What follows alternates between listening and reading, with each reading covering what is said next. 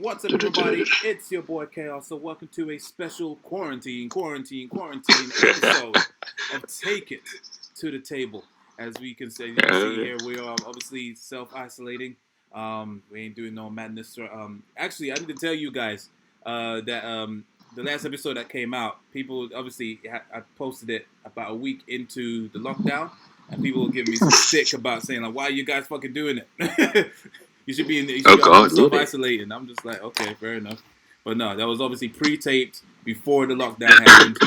So yeah, which it would make sense. I'm glad that people like picked up on that and would want to complain about that. But in the same breath, it was old. Indeed. But of course, before these people are concerned, isn't it?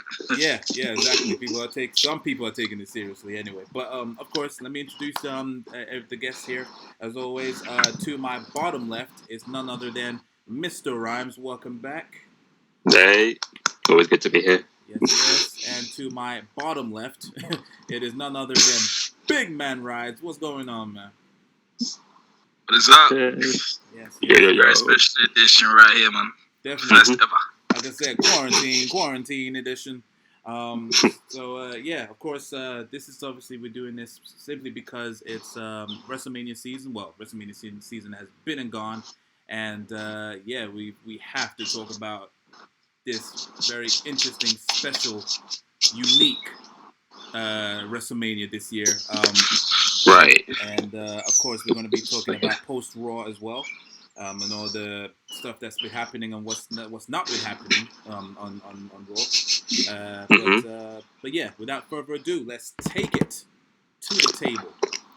All right, so WrestleMania 36 has been and gone this past weekend as of this recording. What are your thoughts on that? As how would you gather that in one word? As you know, I always ask you guys. Different, bizarre. Different, bizarre. Okay, all right, fair enough. I could definitely agree with those two words. I'll throw in another word though. I'll throw in the word successful. Yeah. Okay. Yeah. I'll agree with that. I can definitely. They pulled it off. They made it work when it shouldn't have worked. It really shouldn't have worked. You're right. Considering we was completely riding off this WrestleMania. I'm pretty sure we can all agree we weren't even feeling this event, even 24, 48 hours away from it. What were we? I mean, not gonna lie, I did that thing where, because I kind of wasn't hyped for this Mania anyway. I think I mentioned that on the last episode. Like, this is the first kind of Mania that I just had no real hype or real want to watch it, I guess, so to speak. But then I found myself, I think, on the day, or was it the day before, when I think I actually messaged you guys, and I'm like, I'm actually kind of excited for WrestleMania. Like, was I the only one? And I think I was. Like sitting there on the Saturday, and I'm just like, it's WrestleMania day. Like, I'm actually kind of excited, but maybe it just happens to be like last minute. I'll get excited for WrestleMania, and then it's just I mean, understandable. Like that's the usual process of every WrestleMania season, But obviously, because of how the episodes were taped and it's in front of nobody, and I think it was also heartbreaking for certain people that were finally getting their push. They're going to be in front of nobody. You know what I'm saying? Right. And especially some of the matches, especially the two unique matches, which we are going to delve in. We completely wrote those off. Well, I did for sure. I wasn't hyped for none of it. And it turned out to be one of the best matches of the card. It's still being talked about to this day. Let's just dive in from the matches on night one. So the first match was for the women's tag team title match. Sorry, it was for the women's tag team titles, and it was Asuka and Kairi Sane, the Kabuki Warriors, versus Alexa Bliss and Nikki Cross. I take it no one saw the pre-show then. Moving on. Do you know what? On the first night, I watched the pre-show, but I only watched it from about, I want to say, I saw it from halfway through Cesaro and Gulak. So yeah, there were two matches, Cesaro and Gulak, and also Liv versus Natty. That was And on that definitely happened on the first night because Live and Night happened on the second night. Yeah. That happened on the second night. That wouldn't happen on the first night. There was one match on each match card. Yes. Cesaro and Gulak first night, Live and Night second night. Yes. Yeah. Oh, okay. I was just making sure because when I watched the second night and Live and Night was on, I was like, oh, did they tape like this match twice or is it a repeat? Pretty sure I didn't know, but yeah. So okay, it was one match per show. Got it. So yeah, halfway through Gulak and Cesaro, that's why I came in. And I didn't watch the pre-show. Did you? You watched it, didn't you, Ryan? Vaguely. I mean, it was one of those ones where it was on.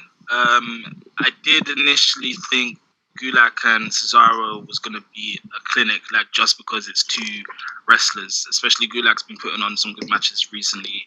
Cesaro is Cesaro, but I feel that it didn't get the time it deserved, and I can't even remember it. I can't remember if Cesaro had. No, I think Cesaro came out with nobody. I think it was just each of them. It was just 1-on-1.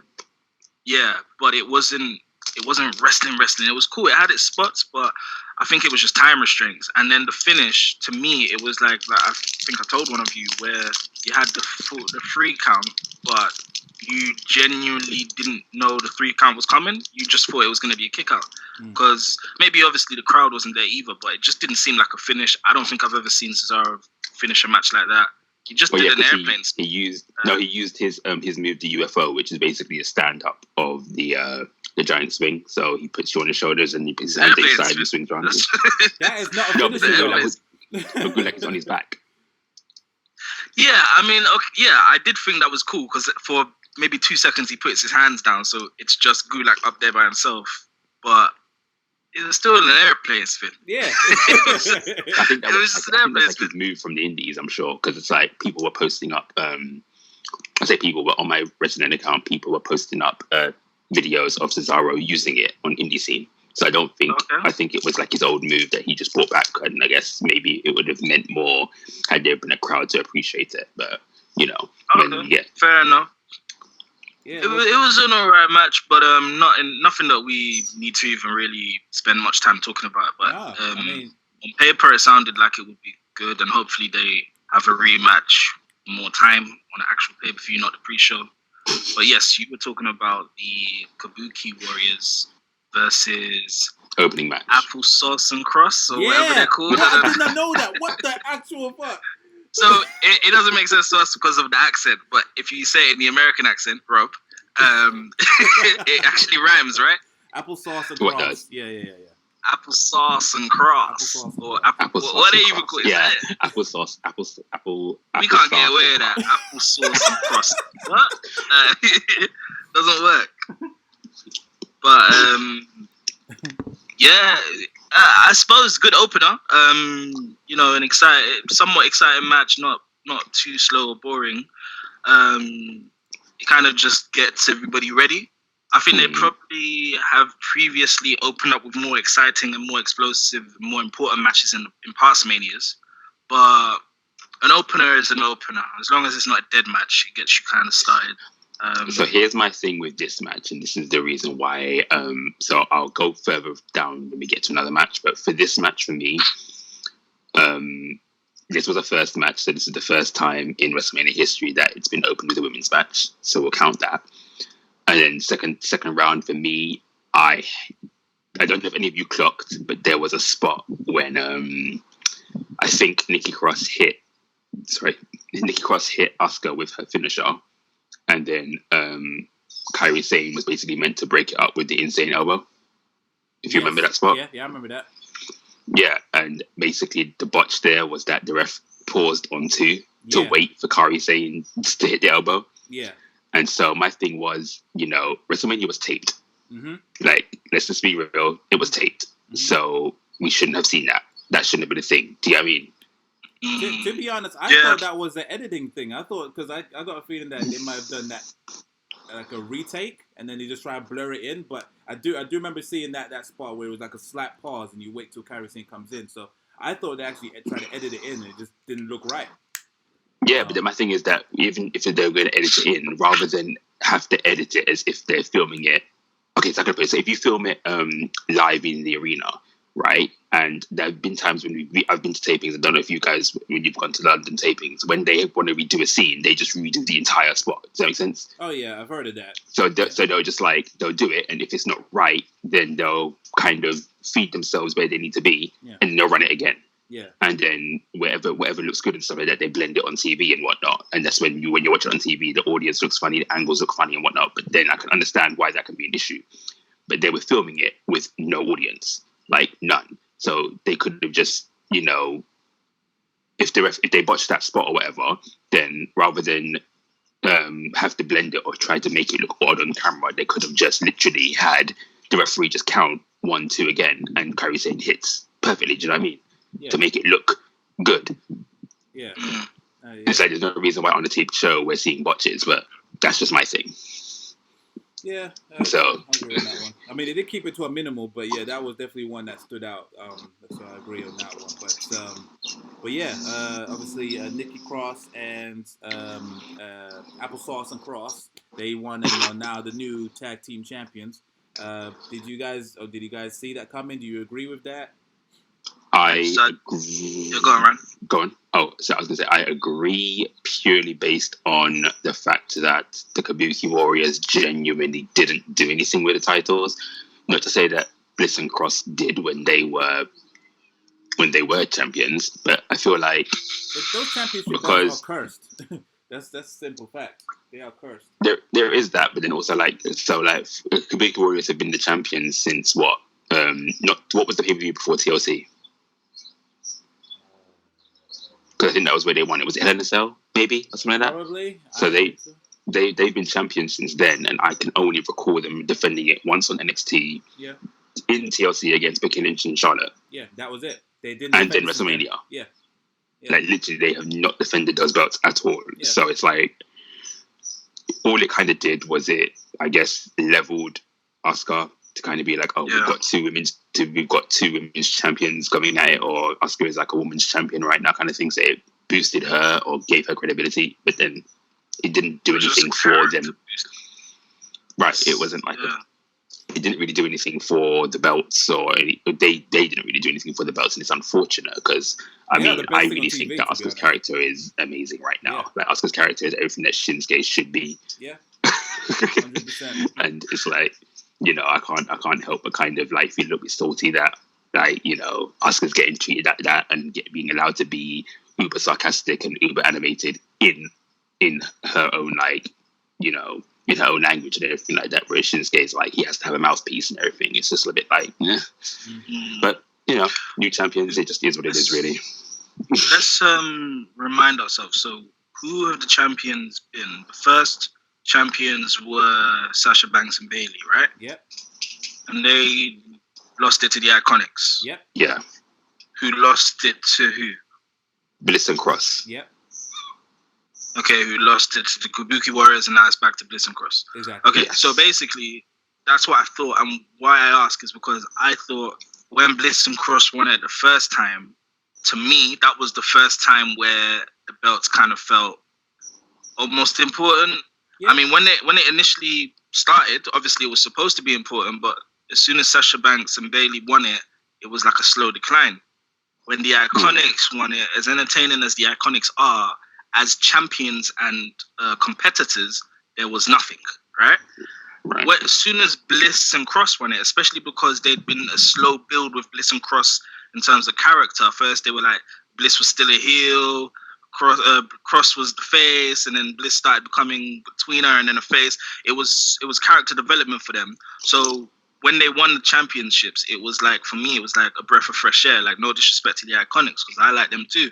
But when Bliss and Cross won it the first time, it's like, cool. And there were some, I don't know if they had actual title defenses, but they were competing as champions all the time. And Bliss had a talk show as well. So they were constantly always on television. And let's give it to them, they were entertaining as well. I think the Kabuki Warriors are just as entertaining. The only difference is they weren't competing as much as a tag team and champions compared to Bliss and Cross's first run. So they're both I mean, like Ryan said, Asuka's like the funniest thing on Raw right now. And she does well with her partner. But as competitors, as a competitive tag team, I don't think they were matching up to Bliss and Cross's first run. So now Bliss and Cross have got the titles back. It's kind of like, okay, hopefully it goes as good as the first time, and hopefully they do even more. What I don't want to happen is that it just becomes hot potato with the tag team championships, and it goes back to the Kabuki Warriors, or back and forth. Like they need to make those tag team championships seem as important as the male championships, or at least how the male tag team championships used to be. Yeah. So yeah, that's they do. But then I think right now we're in a position where they just don't care for the tag team titles, and that's no disrespect to the tag teams and all of that. It's just, let's be real, the tag team championships, whether it's the men's or the women's ones, they just get what other tag teams are there? Like there's the Iconics, but they're nowhere to be seen. Well, this was my next point. I think with the women, the reason why it's hard is because essentially the tag team championships, in terms of women's championships, are a new thing. So you haven't really got teams. We complain about it when they kind of mesh randoms together like Ziggler and Rude, right? But with the women, they have to do that because women's have never had actual teams before. Yeah, exactly. So every team is going to be random. You'll have your rarities like the Iconics, and then sometimes they'll make randoms merge like Tamina and Nia Jax, which actually work. But everyone else, I mean, even Bliss and Cross, as cool as they are, they were random. The Kabuki Warriors, that's just racist. They just put two, they just, come on, we know why they're teaming together, man. Yeah. I think, I can't remember who was it that said it, but someone said that they really shouldn't be a team and should be fighting each other. Yeah, but I honestly thought that this loss at WrestleMania was going to set up for their breakup. Yeah. Because it was Kairi Sane that took the fall. And to be honest, whenever they team up, Kairi Sane is the one that takes the fall. So therefore, I thought it would build up to that. Yeah. But yeah, I think that could work. But then on the flip side, I think what would be cool and what will give the women's tag team division credibility is that when a tag team loses the championships, they don't lose the team. They don't disband them. Every team, apart from the Iconics, who have always been a unit, and Bliss and Cross maybe, have lost the titles and then gone their separate ways. Like, Banks and Bailey aren't really a team now. It's just Bailey and Sasha's managing her. We don't know what they're doing. Nia Jax and Tamina on different shows. The Kabuki Warriors, we don't know what's going to happen. They might just silently separate. There needs to be, because think about the male division. There's teams, even if they haven't got the titles. There's solid teams. Yeah. They need to have that in the women's division. Because otherwise, it's just hot potato. Yeah, 100. But I don't know, man. I get that. But overall, I would say that, that match was solid. It wasn't opening match quality, but it was solid. Yeah. You happy with the winners? Prefer them than Cookie? Wow, you're not happy. And that's your bae as well, isn't it? You love Alexa Bliss. I told you, when I am a fan, it's like, I'm a fan, but then in the same breath, I stand Kabuki Warriors because I stand Asuka. So and I Asuka would quote Ryan, last time he said the mystique of Alexa Bliss has gone. I didn't say that. Mystique is gone. I was like, I'm kind of like, she's just kind of generic now. She's whatever now. Yeah, you're right. And but if you did say that, I would actually agree with that as well. The mystique of her, like, because she used to be this little bullyish little brat, and she was able to take down Nia Jax, all this kind of, and just do things. Basically, she needs to go back to being a heel. She still gets a huge pop when she comes out. Well, not now, obviously, but. Well, she can't help that there's no one there to pop. Basically, she needs to go back to a heel. She's one of them people that they either work like in one version. So yeah, the face of Alexa Bliss is not as good as the heel. Really? I don't think so. So do you look at Bliss? Do you look at Bliss as a heel the same way? Sorry, do you look at Bliss as a face the same way you would, like, for example, when they tried to make the Miz face? Yes. Yeah. Where it's a bad guy they're trying to force to be a face, yes, basically. 100%. Yeah, like same as Randy Orton. Same as Randy Orton. Yeah, but Randy Orton can play both roles. Like, there's people that, you're right. There's people that you are supposed to be a heel. You are supposed to be a good guy. But then I think look, Edge was the best heel at a certain point. Yeah. But he's also a good face, right? Yeah. Yeah. But you don't see that with Bliss and Orton and Miz. No, certain people, what I'm saying, certain people can pull it off. Not everyone. Same as when they try to put Elias as a face. I think he's better as a heel. Right. I do think Elias is better as a heel as well. Yeah. And then it's like I think it's just certain characters can just bring out like that. Like Alexa Bliss, unfortunately, is not Charlotte. She's booked like Charlotte, but she's not Charlotte in terms of her character, not in terms of her accolades and stuff like that. But Charlotte can play wherever you need her to be and be whatever you need her to be. Alexa Bliss as a heel, it's like people genuinely dislike her, but she'll get a pop, and then people like her for that. But then when you put her as a face, it's just kind of like, nah, she's just another blonde. Do you know what I mean? It's like the unfortunate thing now is I feel like Mandy Rose is going to go down that road now because, so because she just turned face at WrestleMania. So that's another one that's going to another one bites the dust. We'll get into maybe that one. she might be. I don't know, man. I think it was one of us was talking about how she might be being built up to be the next big diva, if you will. I know we can't say that word anymore, but like, I don't know. It's funny what you said about Charlotte as well, because the funny thing is I actually feel the opposite. Like, I feel like even when she's a baby face, she's just, I don't know. I just get heel vibes from her. And I don't know. She's not likable to me. But 100%. I don't know. But yeah, I suppose all in all, tag team match was good, like we said. Whether or not the right team won, it wasn't a bad team that won, and we'll just see what happens going forward, man. Yeah. Right. So next time defense will be in SummerSlam. Just saying that. Well, I'll quote that. So what? If there even is a SummerSlam, boy. That's what I'm saying. That's going to be the next time defense. If there even is a summer. Cancelled Slam. That's what it's going to be. Cancelled Slam. Oh, man. But yeah, next match is will be Elias against King Corbin. Can we move on? What was the match after that? All right, look, I'm just gonna forget the whole dissecting the match and then eventually getting to the end. I'm gonna go straight to the end. Corbin lost, and it's not that I'm high on Corbin or anything like that, because I think Ryan thinks that I'm high on Corbin. It's not that I'm high on him, but he was undefeated at WrestleMania. Mm-hmm. I've always said they don't have anybody who could essentially be a new streak person, and 3 years later, he's the guy that actually could have done it. He's won every match, and then they made him lose, and it wasn't an important match, and it was a dead loss that means nothing. That's why I said let's just skip past it. It just killed it. Killed it. They had somebody who could have been the next, actually could have had a streak for the next 10 years if they played it right. Yeah, 100%. Right? 100%. And that was my thing. I didn't pay this match any mind. But then in my mind, I was just like, you know what? Elias was built to basically be fed to Corbin at this WrestleMania, because I was like, there's no way they're going to have Baron Corbin carry the burden of retiring Kurt Angle last year to have him lose to Elias this year. Like, all people, makes Elias, no sense. After he fussed him a couple weeks prior, he fucking fussed him, and he still like somehow broken body and everything. All taped up, and he gets a rolled up pin. It did not make any sense. If it was anybody else, it would have been the perfect storybook ending for Elias. I would have given it to them. Like, yep, that is storybook telling, great storyline, because it's overcoming triumph, blah blah blah. But to do it to Corbin, like what Ryan just said, you have this guy retire Kurt Angle just the year before, and now you're gonna lose in some flipping Sunday Night Heat mental worthy match, and then I don't know, man. I don't know. And when we saw this, when I saw this, I thought, okay, this is going to be the beginning of the end for this pay-per-view, because I was having no King of the Ring. I was just fearing the absolute worst.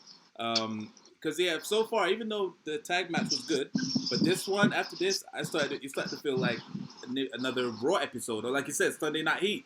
Because there was there was no hype, there was nothing. So I was just like, all right, let's just get through this slog. Then the next match was Becky Lynch against Shayna Baszler for the WWE Raw Women's Championship. Again, moving on, next match. Raw, match okay. after that. Yeah, I'm gonna ride with Ryan on this one, boy. I actually ain't gonna have to say about it. This was a background match for me. I can't lie. Right, like for me. So my thing is, I stand the women. That's my thing. I stand the women and all of that. But this match, I felt like it had all of the hype. It could have been better, but it had the hype. The match just literally, like the match was just so bad. Yeah, like it wasn't even like a redeemable match, or it had redeeming qualities about it. That this match was just like, oh, how can I put it? Okay, do you guys remember? I think it was the Royal Rumble of 2010, maybe. It was the Rumble when it was Mickey James versus Michelle McCool. And they did that thing where they built that story for like a good 6-7 months of just like, they're bullying Mickey James, Piggy James, all of that. Yeah, when they built that story, they had like a hype package and everything, only to give the women like a 1-minute match or something like that, like a 2-minute match. Like Mickey James came out, DDT'd Michelle McCool, and then that was the match over. I think Layla came out in a pig suit or something like that. Yeah, I remember that? God, that was such an awkward storyline. So that's what I'm saying. Like that kind of match, like they built that match as like they built it up, and they had that build as like, okay, this is like a serious match going into the Rumble, to give them like 30 seconds. This match, it had all of the build, and even though the match went on for like 15-20 minutes, what can you remember from that match? Like except for the appalling finish as well. Yeah. Like it was. Okay, whoever booked that match, whoever decided that match, whoever everything, just fire them. Like, don't even like give them a second chance, a third chance. Don't even give them anything. Just no. Let me ask you, because you guys, like, I'm not gonna say I didn't watch it. I did watch it, but like I said, admittedly, it was on in the background type of thing, right? So I know you're saying it's bad, but was it a good wrestling match in the sense of kind of like what I was saying about Cesaro and Gulak? Did you have your submissions and your wrestling, like, you know, because some people look at that and call that boring. So was it that kind of match, or why was it so bad? It was physical. It was physical to a point, like, you know, but it was people like they were just kept. There was also reversals, like they didn't want to like put each other, and then I know Shayna was trying to copy Becky Lynch's moves and all this stuff, and all at the end, it just made Shayna look like a fool at the end, because she pretty much fell for the same counter that she from a previous match that she had from, was it Kairi Sane in NXT? Yeah. The ending was exactly the same, and it wow! It was exactly and the ending came out of like nowhere as well. It wasn't even to say that, like, you know, like it wasn't even to be, how can I put it? So, you know, like, it was similar. Sorry to cut you off. It was similar to when Becky Lynch won the title last year. It was out of nowhere. Yeah. But yeah, and it was like a thing of like, it wasn't even to say that they had like a really grueling battle, like they were both on their last legs or anything like that. It was just literally, I guess, when the match was kind of reaching its like apex or whatever you want to call it, and then end. Yeah. And then it's like, oh. And the thing is that Shayna didn't even attack her afterwards or anything. It's like Becky Lynch was just let to celebrate, and Shayna Baszler was acting like she didn't know what happened, and it's just a bit like. And after you see that, it's just like, next. I think for me, I know a lot of people are disappointed that Becky won. That too. I'll be honest with you. I'll describe it like this. Becky winning, to me, is like the lesser of two evils. For me, personally, I'm going to have different opinions to everyone else. I'm not really happy with either outcome. Like, I feel like Shayna winning the Raw Women's Champion is a push too hard. Like, fair enough, I know she's good. She dominated NXT, bring her to the main roster, but she needs to get her feet wet on the main roster. I didn't like how what she did at the Elimination Chamber was point evidence of what I'm trying to say. Like, she shouldn't have been able to do that. I get it. They're trying to make her legitimate, the cage fighter aspect, and I understand that to an extent, but don't Brock Lesnar her, because then how can you have any believable matches going forward when she's only been here for 2 minutes? You need to lengthen that, build it so you can make her valuable for the next 2-3 years. If you do that now, she's going to wear thin very quickly. So that's why I would have been annoyed if she won. With Becky, I'm still a Becky fan, but I almost want to say not as much, because it's just kind of getting boring now. It's been a whole year. Yeah. And 100%. Wins are becoming not so much predictable, but similar. Like, it's almost like, okay, it's like, almost like the old John Cena effect, where it's like, okay, she's going to get beat down, she's going to look like she's going to lose, and then she's going to come out of nowhere with a quick win. Or something like that. And it's just like, and she's going to come out on, and then, you know, come out on Raw, do the whole man speech, and it's like, I don't know, man. It's, you know, I miss when she was the underdog and you had to root for her. Now it's just like, But in saying that, they're still billing her like that, though, because she was the underdog going into this match at WrestleMania. Yeah, but I get what you're saying, but she's the underdog, like how Cena was always the underdog in his matches. But at the same time of being the underdog, he was still the biggest star. Yeah. So when he won, it wasn't a surprise. Yeah. Does that make sense? Yeah. As totally opposed to the underdog who hasn't won the big one yet. It's a complete different kind of underdog. He's just the underdog in his matches. Yeah. And then when the bell rings, he's back to being the best thing in the company. So, and by doing that, yeah, that's it, man. And by doing that, they lessen the word, the value of the word underdog because, yeah, they keep using 100%. it. They're using it on right. people. So, yeah, you don't really care about whether they build them as the underdog because you just don't believe it. I don't think the feud's over, though. So, No. I think there's a chance that Becky may still lose the title to her. Mm-hmm. I don't think it's done. I think they're going to stretch it out without giving away too much. But, you know, watching what's happened after and stuff, I think it's still going to carry on. And, yeah, Shayna might still beat Becky at one point. I honestly don't think it will. I think that Shayna Baszler will be Charlotte's next person. I think. Oh, you think she'll go back to NXT? Mm-hmm. Because Shayna Baszler didn't work. Like, legit. I guess they wanted to test how she would be because of how much of a beast she was in NXT, but the main roster just didn't take to her, and no one cares for her. All she's got is bad reviews and everything. Like, literally, look at the first match she had on Raw. Fair enough, it was a match that had to change last minute, but either way, she had a match with Kairi Sane. The crowd were chanting boring. The match itself wasn't great. And then Vince McMahon straight away was like, okay, now we need to rethink this. But at the end of the day, they had their plan set out. So, and look at the reception. Yeah, so it was like they were trying to force feed us. They were kind of doing like what they did with Batista when he won the Rumble, and then like force feed him to you. But then it's like at the end of the day, WrestleMania is your big thing, so they had to kind of push Daniel Bryan in there, like kind of thing. But remember they did not want to do that. Right, but then they had to do it because I think they just wanted to do Batista versus Orton, but nobody wanted that. Nobody it's like, we know it. So with this one, it was like fair enough. It's like that thing where you get like part and part, but I think Baszler and Becky Lynch had more negative than it did positive. So therefore it was like, okay, let's just take it to Mania and then we'll see where we go from there. But the match didn't deliver, so I can say it's done. And in all honesty, I'd love to see Charlotte face someone else in NXT, but technically Charlotte and Baszler have a history because Charlotte eliminated Baszler in the Rumble, so it kind of writes itself on the wall, really.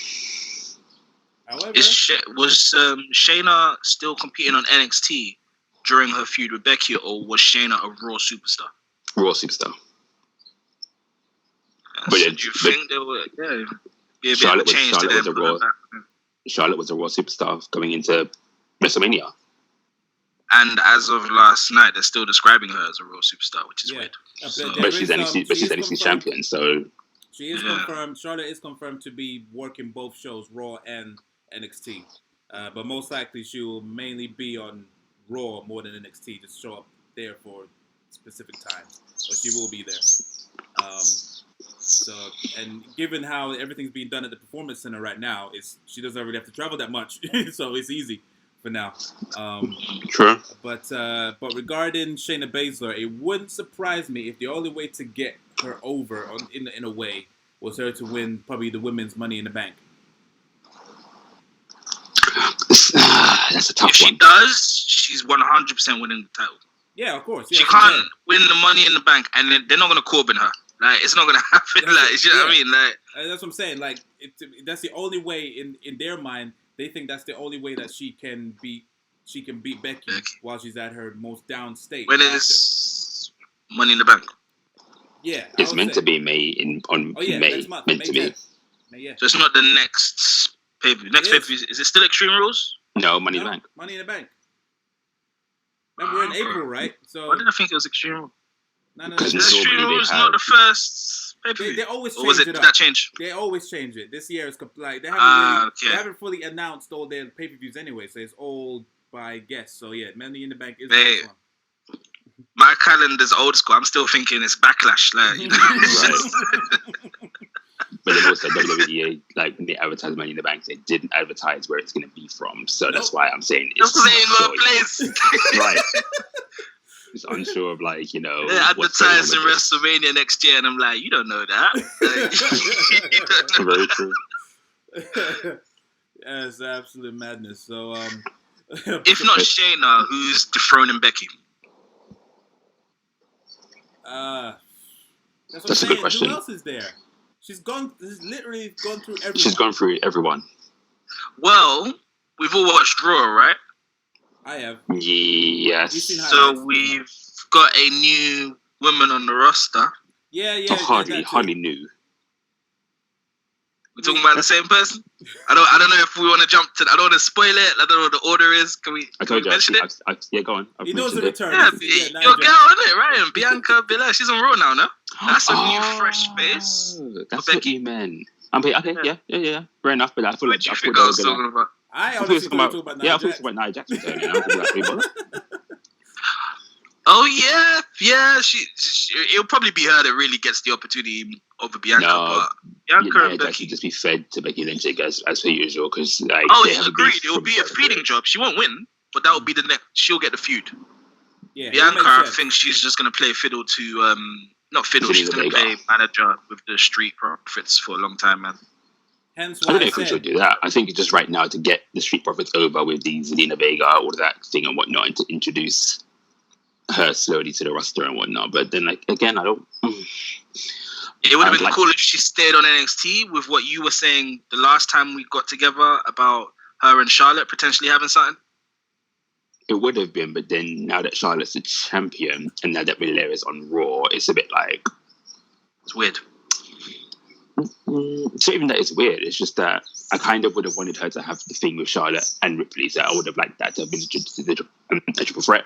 But we just got a one-on-one. Yeah, that's what I meant. Yeah, that should have happened, but now that's kind of out the window now. What they've done, but then, honestly, if Belair is the one to dethrone Becky Lynch, then you're still gonna get Belair versus Charlotte down the line. So yeah, probably. So there's always that to look forward to, or to hope you look forward to, but we'll see how they decide to go. But either way, let's just call it out. So basically, yeah, there's we're all unanimous in that we didn't really agree with the Women's Championship match. Fair enough. So the next match on the card was for the Intercontinental Championship, and that was between Sami Zayn, who had Cesaro and Shinsuke Nakamura ringside, versus Daniel Bryan with Drew Gulak at ringside. Now this one, I'll probably just say it was all right. The ending came out of nowhere. There was an improvised haluva kick. But again, I think that it was up. I'll put this alongside the match on the pre-show that Ryan said, in terms of they should have got more time, or it should have been a great match between the two, and it kind of ended up being meh.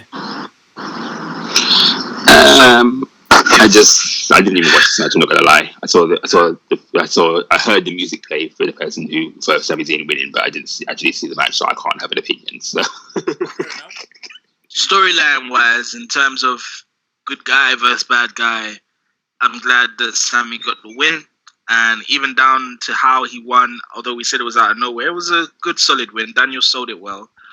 So, in terms of just the outcome, yeah, cool, but it was WrestleMania. It was two indie stars, two wrestlers.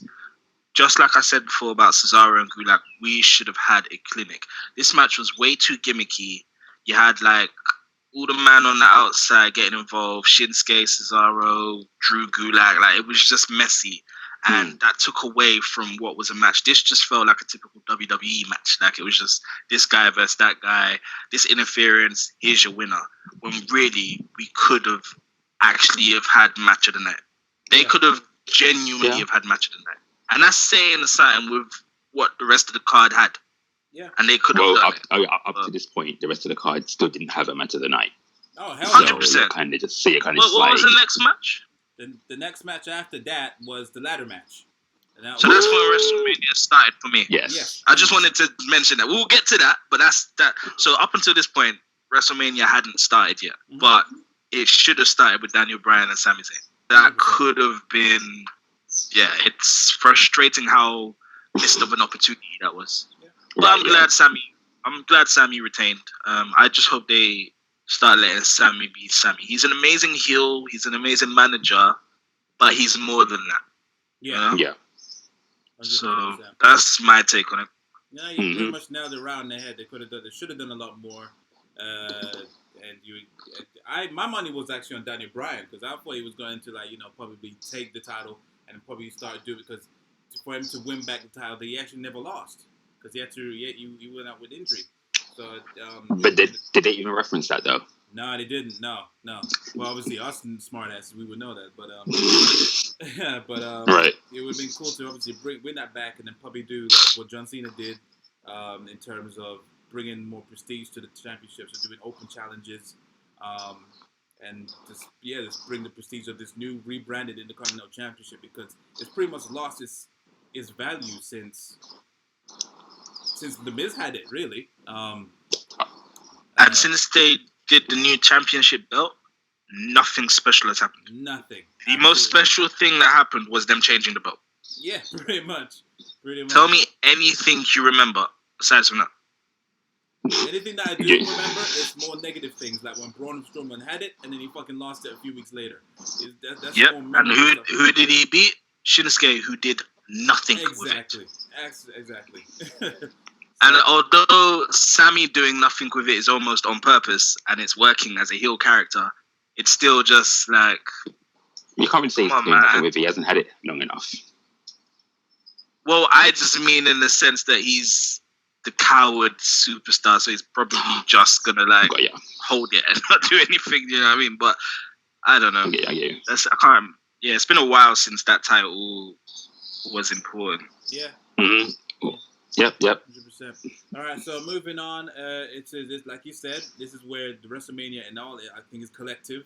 This is where it really started, and that was with the triple threat ladder match for the WWE SmackDown Tag Team Championships. Even though it was defended by one person in each team, and that's John Morrison versus John Morrison, which was part of John Morrison and The Miz, against the Usos, but Jimmy Uso was representing them, against Kofi Kingston. It was Jey Uso. It wasn't it Jey Uso? No, Jimmy.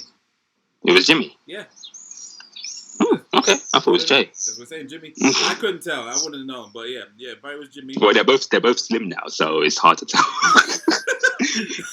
Because Naomi's husband used to be the big one, so it would be like the chunky one. That's the one that's with Naomi. But then now, since he went on his health kick, he's trimmed right down, and they both shaved their heads, so now they are twins. Fair enough. More or less. So yeah, and against Kofi Kingston, who was obviously representing the New Day. Now, let's delve into this one. What do you guys think of that match?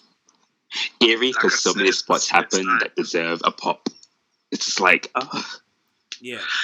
Yeah, that's true. That's very true. It was an eerie feeling in that sense, because it's like such big moments and no reaction. But like I said, this is where Mania started for me. I want to again use the word successful here, because they were thrown a real curveball in the sense that this was supposed to be a tag team thing and they couldn't do it. Obviously get World Miz, but he couldn't be in the match, so they just had to do it in a very awkward way, which probably should have failed, but they made it work. There's a lot of pros and cons. The pros is these three got to have their moment and really shine. And I think this was one of the matches where, despite the fact that there's no audience, that didn't take away from the match. They really did have their moments. There will be spots in that match that will go down in history now. They had their Mania moments. It would have been nice for everyone else to still be a part of that. So to have Big E and the other Usos still be around, for them to have their WrestleMania taken away from them because of the situation is a bit, even if they're like just managers on the side or whatever. I did actually say, to be honest, they could have just still had the match and Morrison just go in by himself. He's actually won a tag team ladder match by himself before when flipping Joey Mercury got his face bust. So, I don't know. But for what it was cool. It was a very cool triple threat match. With Kofi, we know Kofi as an individual anyway, but it was good to see Jimmy as Jimmy. God forbid anything ever happens, we know he can go as a single star. And Morrison, again, just like Kofi, has already proved himself as an individual. Right. It was kind of refreshing to see, because obviously since he's come back, he's just been in tag teams. Yeah. So it was kind of good to see him as an individual as well. Hopefully we get a rematch with all the teams involved. Yeah, and the right team won. As much as I love the New Day, and it would have been cool to see them have another reign, because I feel they can just have multiple reigns and it never gets boring. But if Morrison lost, it would have just killed that team. Oh yeah, because they had been treated like rubbish since they won the titles. they needed this victory. So, yeah. Okay, so I'm gonna pose this question to you guys. Then you have to, and this is gonna be one where you have to do it. What was your spot for that match? That was your number one spot that you can remember. What was your kind of like moment? My one was when flipping Jimmy Uso ate the freaking ladder that Kofi threw at him. That was brutal. Like, no, actually, no. No. I take that back. The best one definitely was when flipping John Morrison went flipping Ray Phoenix and fucking walked across the rope and did the Spanish fly. That was fucking awesome. That was me, definitely. Yeah, see, that was gonna be my spot. Like when he walked across the ropes and then hit a Spanish fly, I was beautiful. Like, okay, I dig that. I dig that spot 100%. That makes you wonder, like, could he? I wonder if that was actually one take, or was that like, did he have to do multiple takes? Because I can't imagine that actually happening live without doing. No, it's John Morrison. Like John Morrison is I can know do that stuff. I know it's crazy and he's very innovative, but man, I don't know. That was just fucking beautiful. Even Ray Phoenix would be like, "What the fuck?" I don't think I could do that. Yeah, it was cool, man. But you're right, Kofi kind of jumping off the ropes through the ladder was cool. I think that was the first big spot of the match where I don't think he actually ended up hitting anybody. I think it got counted, but he just kind of dived through the ladder. I don't know if you remember that point. Yeah. They threw him out from that. They threw him out. Yeah, but you know what? Even the ending, like John Morrison taking that bump on the ladder, that was mad. He buckled off that thing. It was, but they've done it before.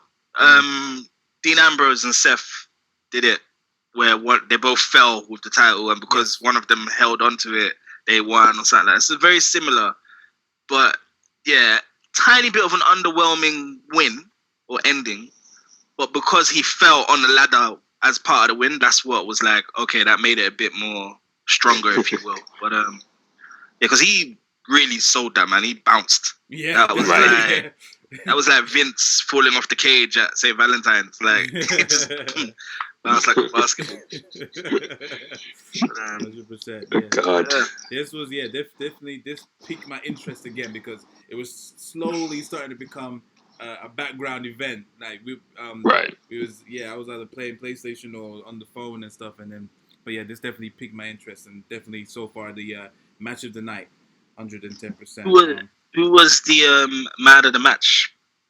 Who was the best performer in that match? John Morrison. He gets my vote. I think I'll say John Morrison too. Yeah, I'll say John Morrison.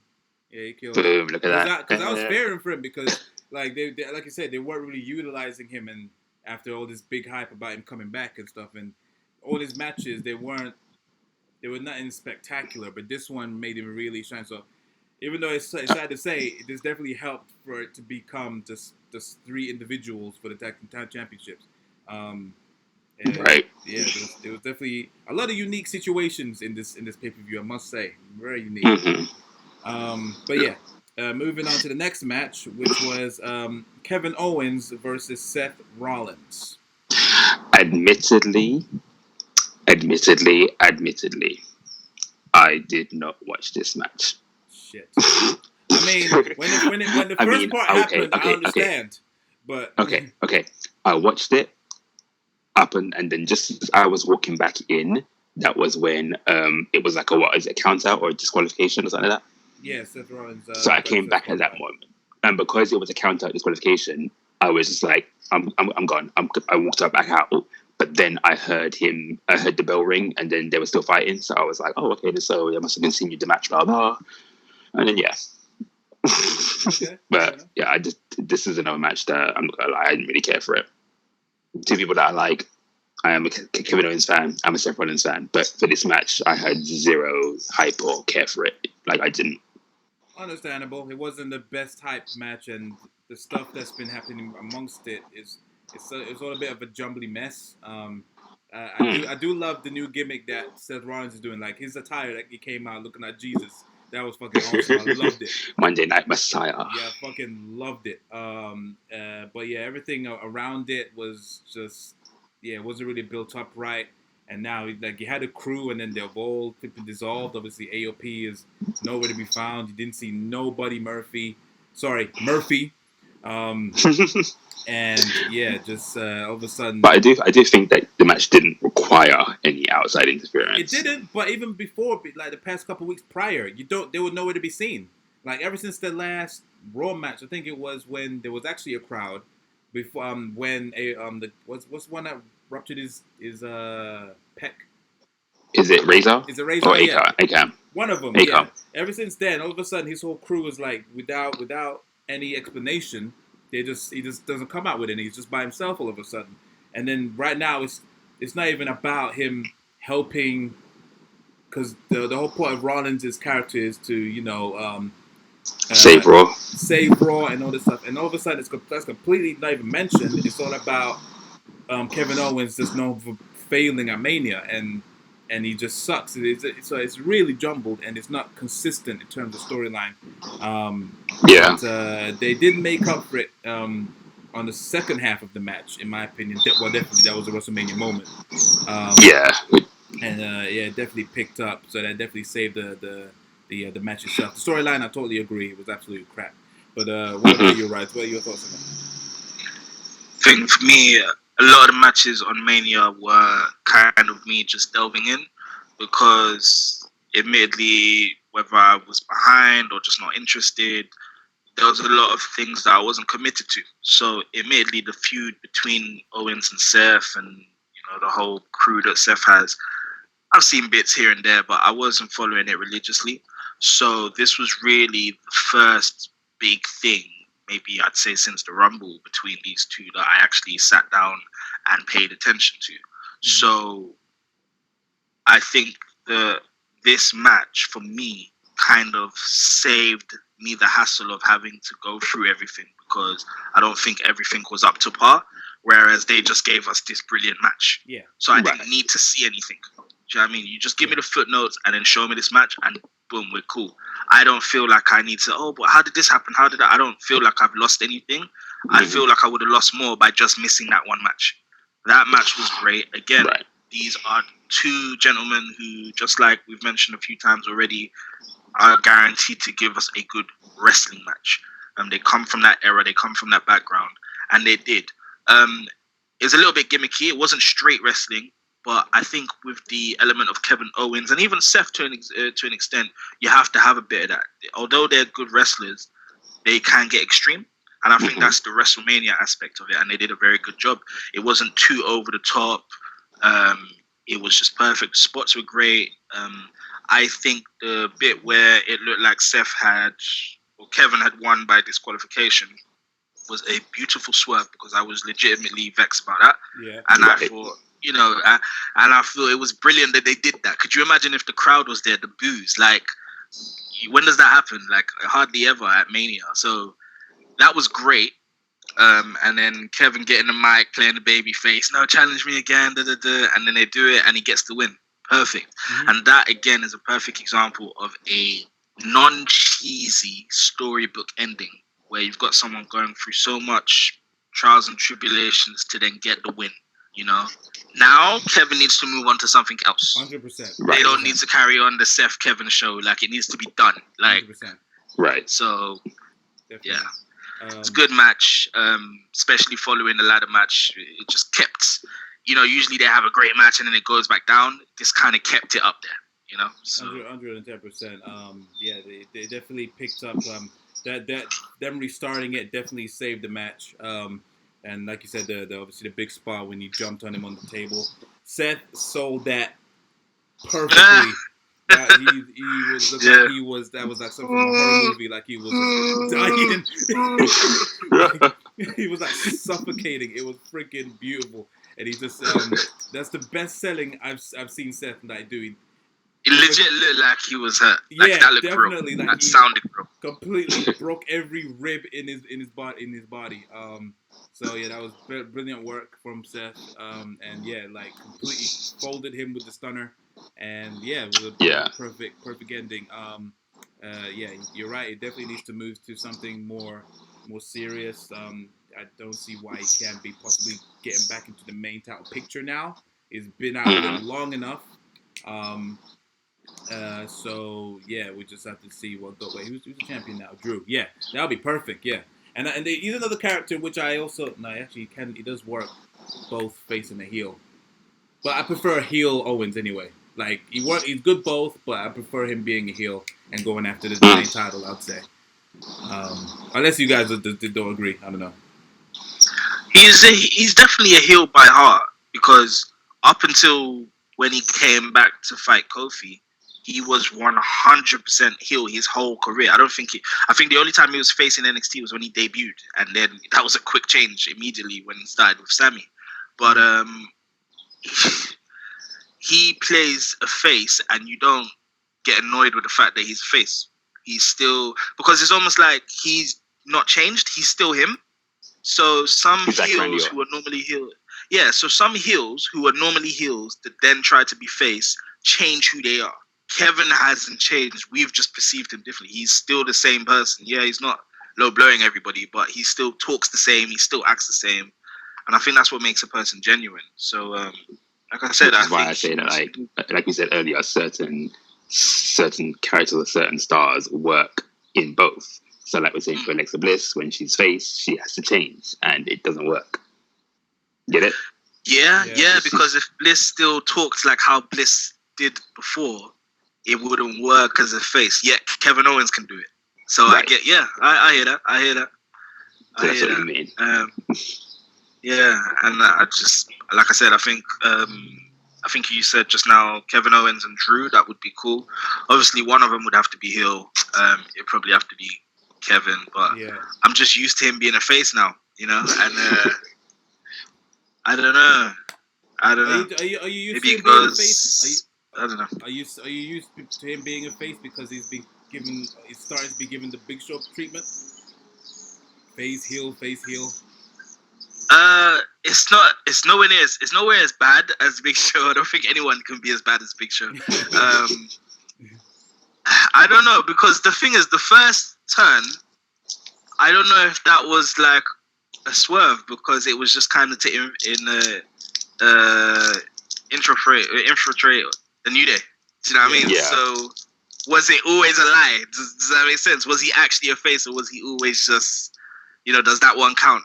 And then he was heel again, and then I can't even remember the next face turn. Oh, it was just because they did bad at Survivor Series and he stunned Seth. That was his face turn, wasn't it? That was it. Yes. Yeah. That was his face turn. Yeah. Mm-hmm. And then even before he got injured, he was turning face, because him and Bobby was in a match and they both did a double turn. Wasn't his face turn? Bobby Lashley's heel. Wasn't his face turn with Shane? Oh no. Because that was after Kofi Kingston. No, yeah. Sorry. No. So the very first turn was a match, him and Bobby Lashley, and they did a double turn within the match. Yeah. Bobby and Leo turned heel, Kevin Owens turns face, but then he disappeared for like a year. Yeah. Then he came back as a face, but then screwed the New Day over. Then he turned face again.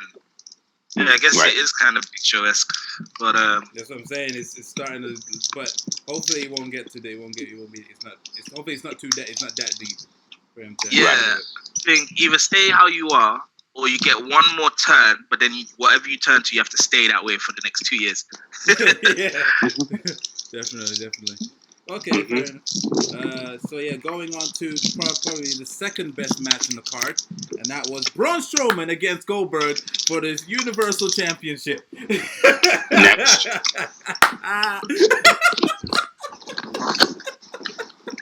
So while you discuss this, I can just run to the bathroom real quick. No, wait a minute. So while you guys discuss this, want to take a dump on this match? Okay, fair enough. No. Which guys? Hey, yo. 2 minutes and 10 seconds was this glorious Our discussion match. is probably going to be longer than the match, bro.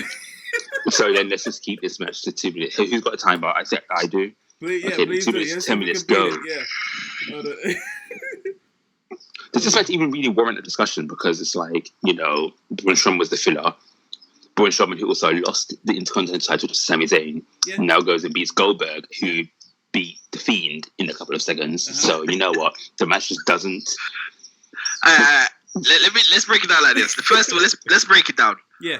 Was Braun Strowman the right person don't just think of like everything, story, business, whatever. Like, was Braun Strowman the right person to replace Roman? And if not, who should it have been? No, and they could have chosen. Okay, a credible person to have beaten Goldberg. And I guess your answer depends on whether Goldberg loses or retains. So first of all, is Goldberg losing? Yeah, Goldberg should definitely lose. Yeah. Goldberg, yeah. Who's the person replacing Roman? Who's going to be the next WWE Universal Champion? Worthy of it. I right now, I mean, if they didn't already have a match, I would easily say Kofi. Kofi would come back. It'd be between Kofi, Daniel Bryan, Kevin Owens as well. They both need rematches. but Kevin Owens is on Raw, so you can't do that. But yeah, I would say Kofi, Daniel Bryan, and I would not mind the Fiend with them getting it back. Those are the 3 strongest people on their roster, I would say, that are worthy of the WWE Championship. Okay, but considering that those 3, to keep it, answer your question knowing the. Oh God, he died. Oh God, he died. What's that? Oh my goodness. It's free. Hold on. Yo, you back? Is he there? Is he there? Can you hear us? Oh my goodness. Oh. Kinda. Yeah. I think we're back. Yeah, you good? Just, before you know, play with me, just like. No. All right. Last thing I said is, who is free? Oh, who is if everyone else was busy on the card, who else would take it? Basically, how it is in reality, like who's there? Okay. I don't think there is anyone better than Braun. Big Show. No, because he's not there. Big Show is like, yeah. See, okay. I don't know.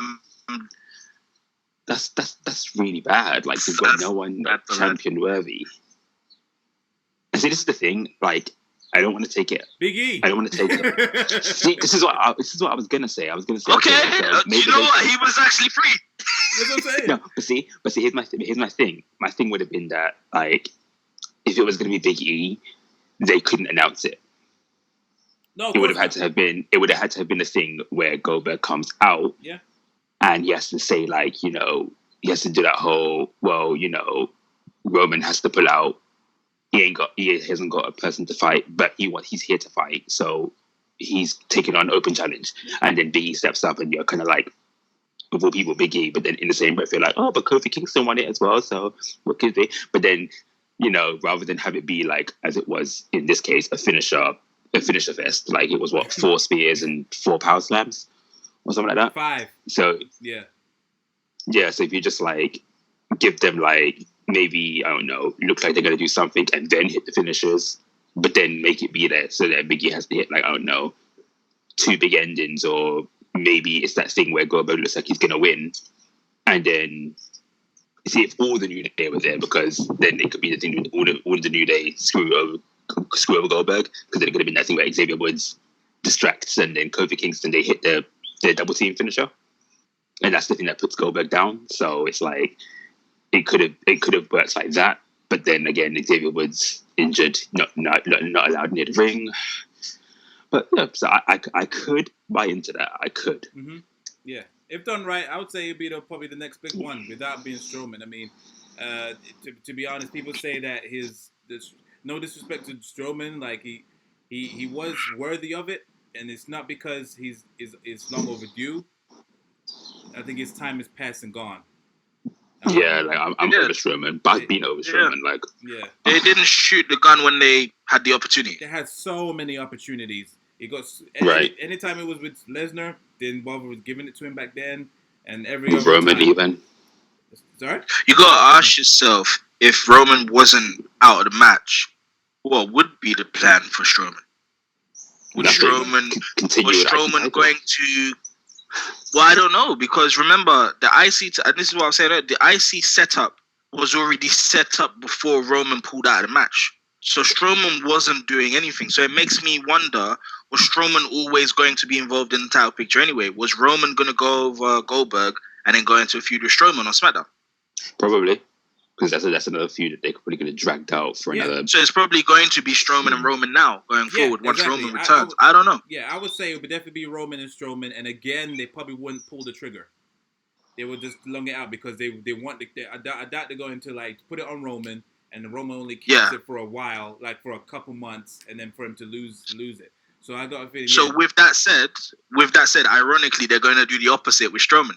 Strowman's going to lose the title to Roman, exactly, and essentially be the transitional champion. Exactly. Yeah, but then I don't think he'll lose it straight away though. Kind of like, you remember how they had like it was the Strowman and Roman show for like a good 4 pay-per-views or whatever it was. Like they had like match after match after match after match, killing each other and all sorts and whatnot. So I think they have potential to do something like this if done right.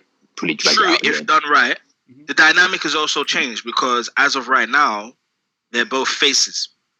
So are we going to have face versus face feud, or are we going to see Strowman go back to being a heel, or are they going to pull the trigger on Roman and turn him heel?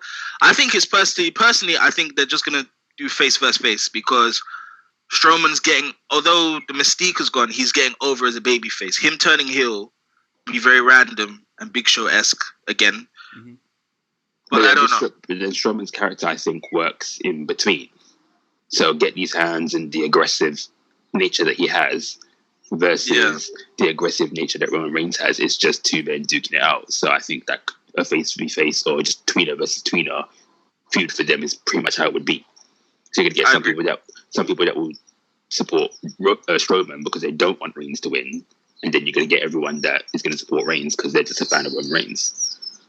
Yeah. So that could work. I wouldn't be mad at that. But then right now, it's something that we've already seen. So yeah, exactly. But like right now, it's really up in the air with Reigns. There's talks about him probably not going to come back till next year. Well, he can't really come back until like this whole I didn't think about that because they're still in Florida, aren't they? They're still in Florida. They don't know what's going on with this thing. By the looks of things, this whole stuff won't blow over until around September, October time. And they're probably going to hold him off until either the end of the year going into next year. He's not taking no chances. That changes things then. That definitely changes. You have to remember that even if this whole thing ends or whatever, so that this whole pandemic starts to be a bit more controlled and we can start going out and stuff again, we're still going to live in the age of social distancing for a good however many like months or maybe half a year or up to a year. Yeah, 100. It's not going to just go like that. So you can't even be like, oh yeah, so by SummerSlam we can have like 20,000 people all crammed into a building to watch the pay-per-view. So it's like this whole thing is definitely indefinite. And although everybody should probably be doing what Reigns is doing, he's obviously a lot more vulnerable than the average person for obvious reasons. So he can't be taking chances. Even when I was watching WrestleMania, I just thought there's a lot of touching and sweat and coughing and like, yeah, man, just follow suit, follow the NBA, follow football. Like, but I don't know. If they were gonna go ahead with it, which is what they did, I would have been happy with them going completely left and just throwing Goldberg into a triple threat match and having Drew win both titles, like what they did with the women. Like, I could have bought into that too. It could have been that thing where it's like, well, Goldberg doesn't have a contender, and then you set up a little kind of moment between Lesnar and Goldberg again, and then Drew's like, well, he's still there, and then he's the one that ends up winning. So I could have bought into that. Okay. And then but anywho, so Strowman won, and then let's go into the next one. That was definitely longer than 2 minutes 10 seconds. But yeah, that was that match, and then the main event, which was main event of the first show. American Badass versus AJ Styles in a a boneyard match. So yes, boy, this was a ride. What are your thoughts on that, guys? Before I get to my 2 cents, I was in and out of this one in the sense that because it was they went so I can only attribute this kind of match to being like what the kind of skits that Matt Hardy used to do, or what's it called? the match that they had between Bray Wyatt and Randy Orton. What was it? Funhouse? Ultimate Deletion. House of Horrors? Oh, the House of Horrors. House of Horrors. New Day and the Wyatts as well. So when they had like those kind of like skits and stuff, it's movie matches. Yeah, it felt very much like that, which I wasn't against. Don't get me wrong, I was here for it. My only thing is that it was weird. So taking it away from. So for me, I was introduced to The Undertaker, weirdly enough, as the American Badass. So I kind of knew about him being like, what's it called? The dark character and whatnot from the video game. So SmackDown 1, he was like the old Undertaker. But then by SmackDown 2, and when I started watching wrestling, he was coming out on the motorbike and whatnot. So I knew him as that. But then being in watching wrestling by WrestleMania 20, he came back as the Dead Man or whatever.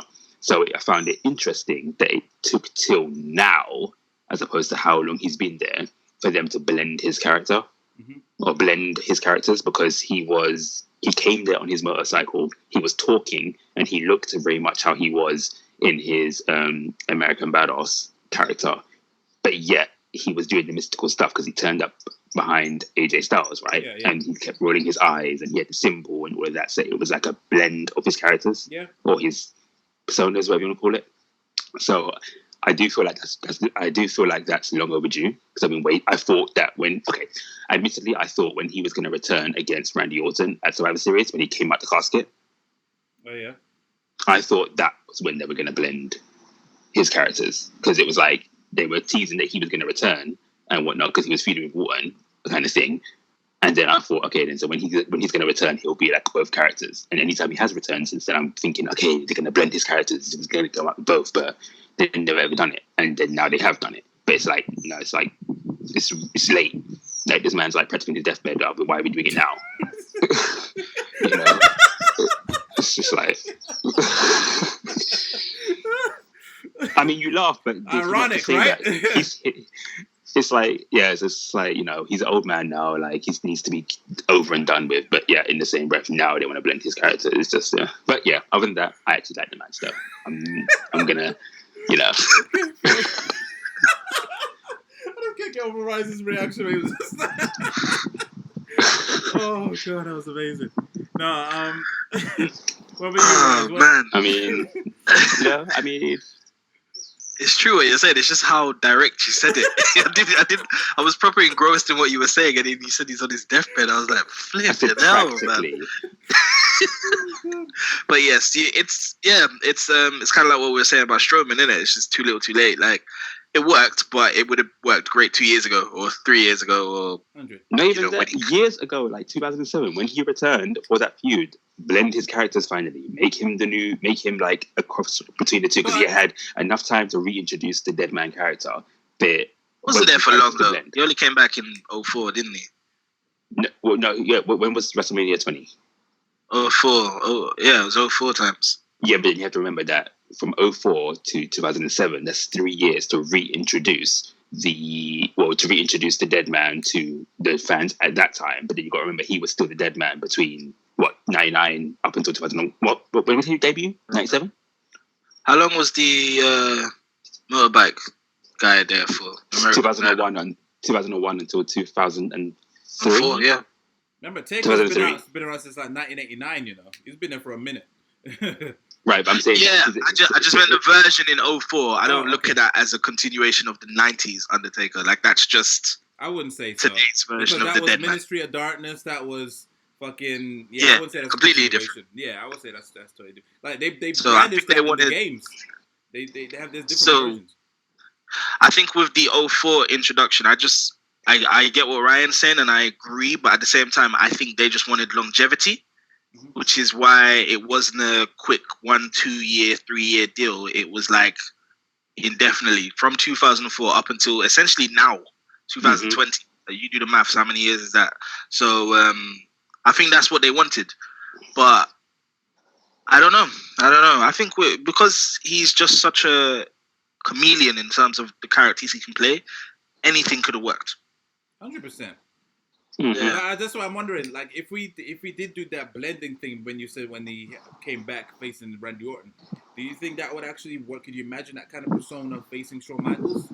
Can you imagine that version? If he did come blending those two, could you imagine that him having that match, that version of Taker against Triple H at WrestleManias?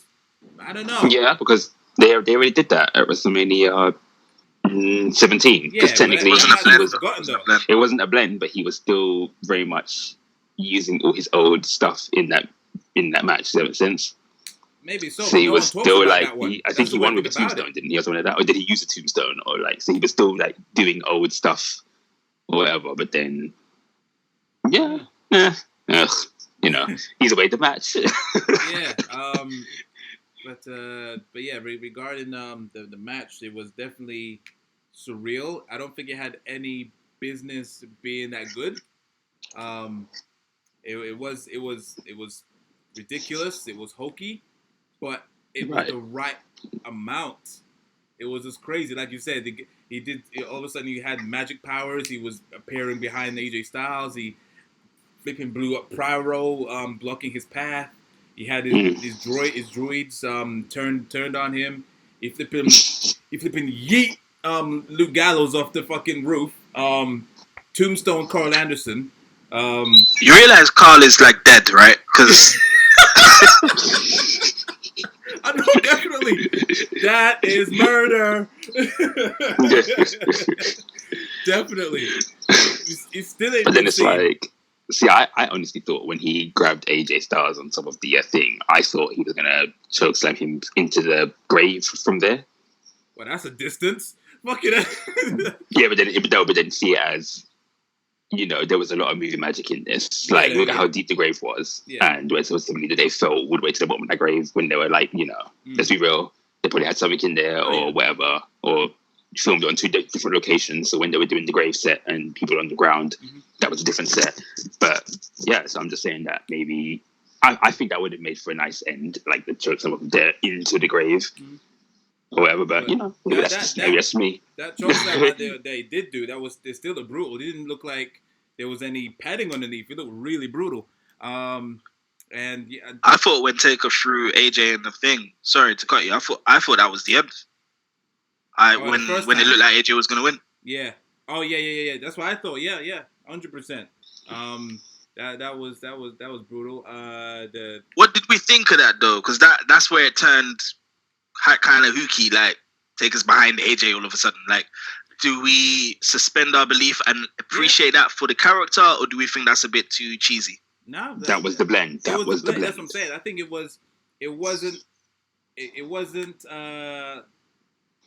typical WWE. Like, I think if it was on Raw or something, it would have been probably more cheesy and more like eye rolling. But because of how the match was orchestrated in the midst of it, you did have to send. It made you actually suspend your disbelief and follow through with it, because it's something that Undertaker would do, because he does do it in like live events in the ring. So why can't he use that? And which is essentially the match that's made for him, a boneyard match. So yeah, right. I loved it. It wasn't. I think because the match was good so far, it made you just like just roll with it. That was me anyway. I didn't think that was overly done. Yep, I get that 100%. And it was it was very I think I said it to you, Rides, that it was reminding me very much of AEW in terms of the maturity as well. They weren't saying like cheesy stuff like I'm gonna kick your butt or anything. He was flipping the bird to AJ. He was flipping the bird at him. There was like he did that Goldberg botch when he smashed his hand in the limo and he was bleeding. Which wasn't part of the thing. Which wasn't part of it, by the way. That was actually by accident, but he still rolled with it. And yeah, it was mature enough. And yeah, the cheesy ending as well, when he did that whole thing and his logo was at the back and he rode up into the sunset, was freaking awesome. And then you see AJ Styles' hand at the end, which, by the way, was a prop hand. I look at the comments on certain videos and they're saying that how long did AJ Styles hold his breath? It was a fucking prop hand. Right. It wasn't an actual hand. Like, he wasn't actually under the dirt. It wouldn't put him in that kind of situation. Fucking dumbasses. But anyway, we digress. it was an amazing match. Perfect way to end night one. It picked up midway, and yeah, it was a very enjoyable night. What about you guys? Boom. Is he frozen? No, I'm here. Right, no, it's just Because he's frozen on my screen, so I'm just like, okay. Do you not see me waving? Nope, you are frozen. You've been frozen for like the entire time that Rob's been talking, so. Oh, well, I can see him. That's weird. That's you, man. I'm good. Okay, as long as we're all moving on, whichever one, that's fine by me. But anyway. Fair enough. So yeah, out of 10, what would you give night one? Oh, we do now. Okay, night one. Picked up. I would say I'll give it that. Okay. I'll say. Are we just describing it or giving numbers? Yeah, or rating out of 10. Sorry, I should have said that. Rating out of 10. Okay, I'll give the first night for me a 6. Wow. And the redeeming match was the ladder match. Okay. What about you, big man? I'm gonna give it 7.5.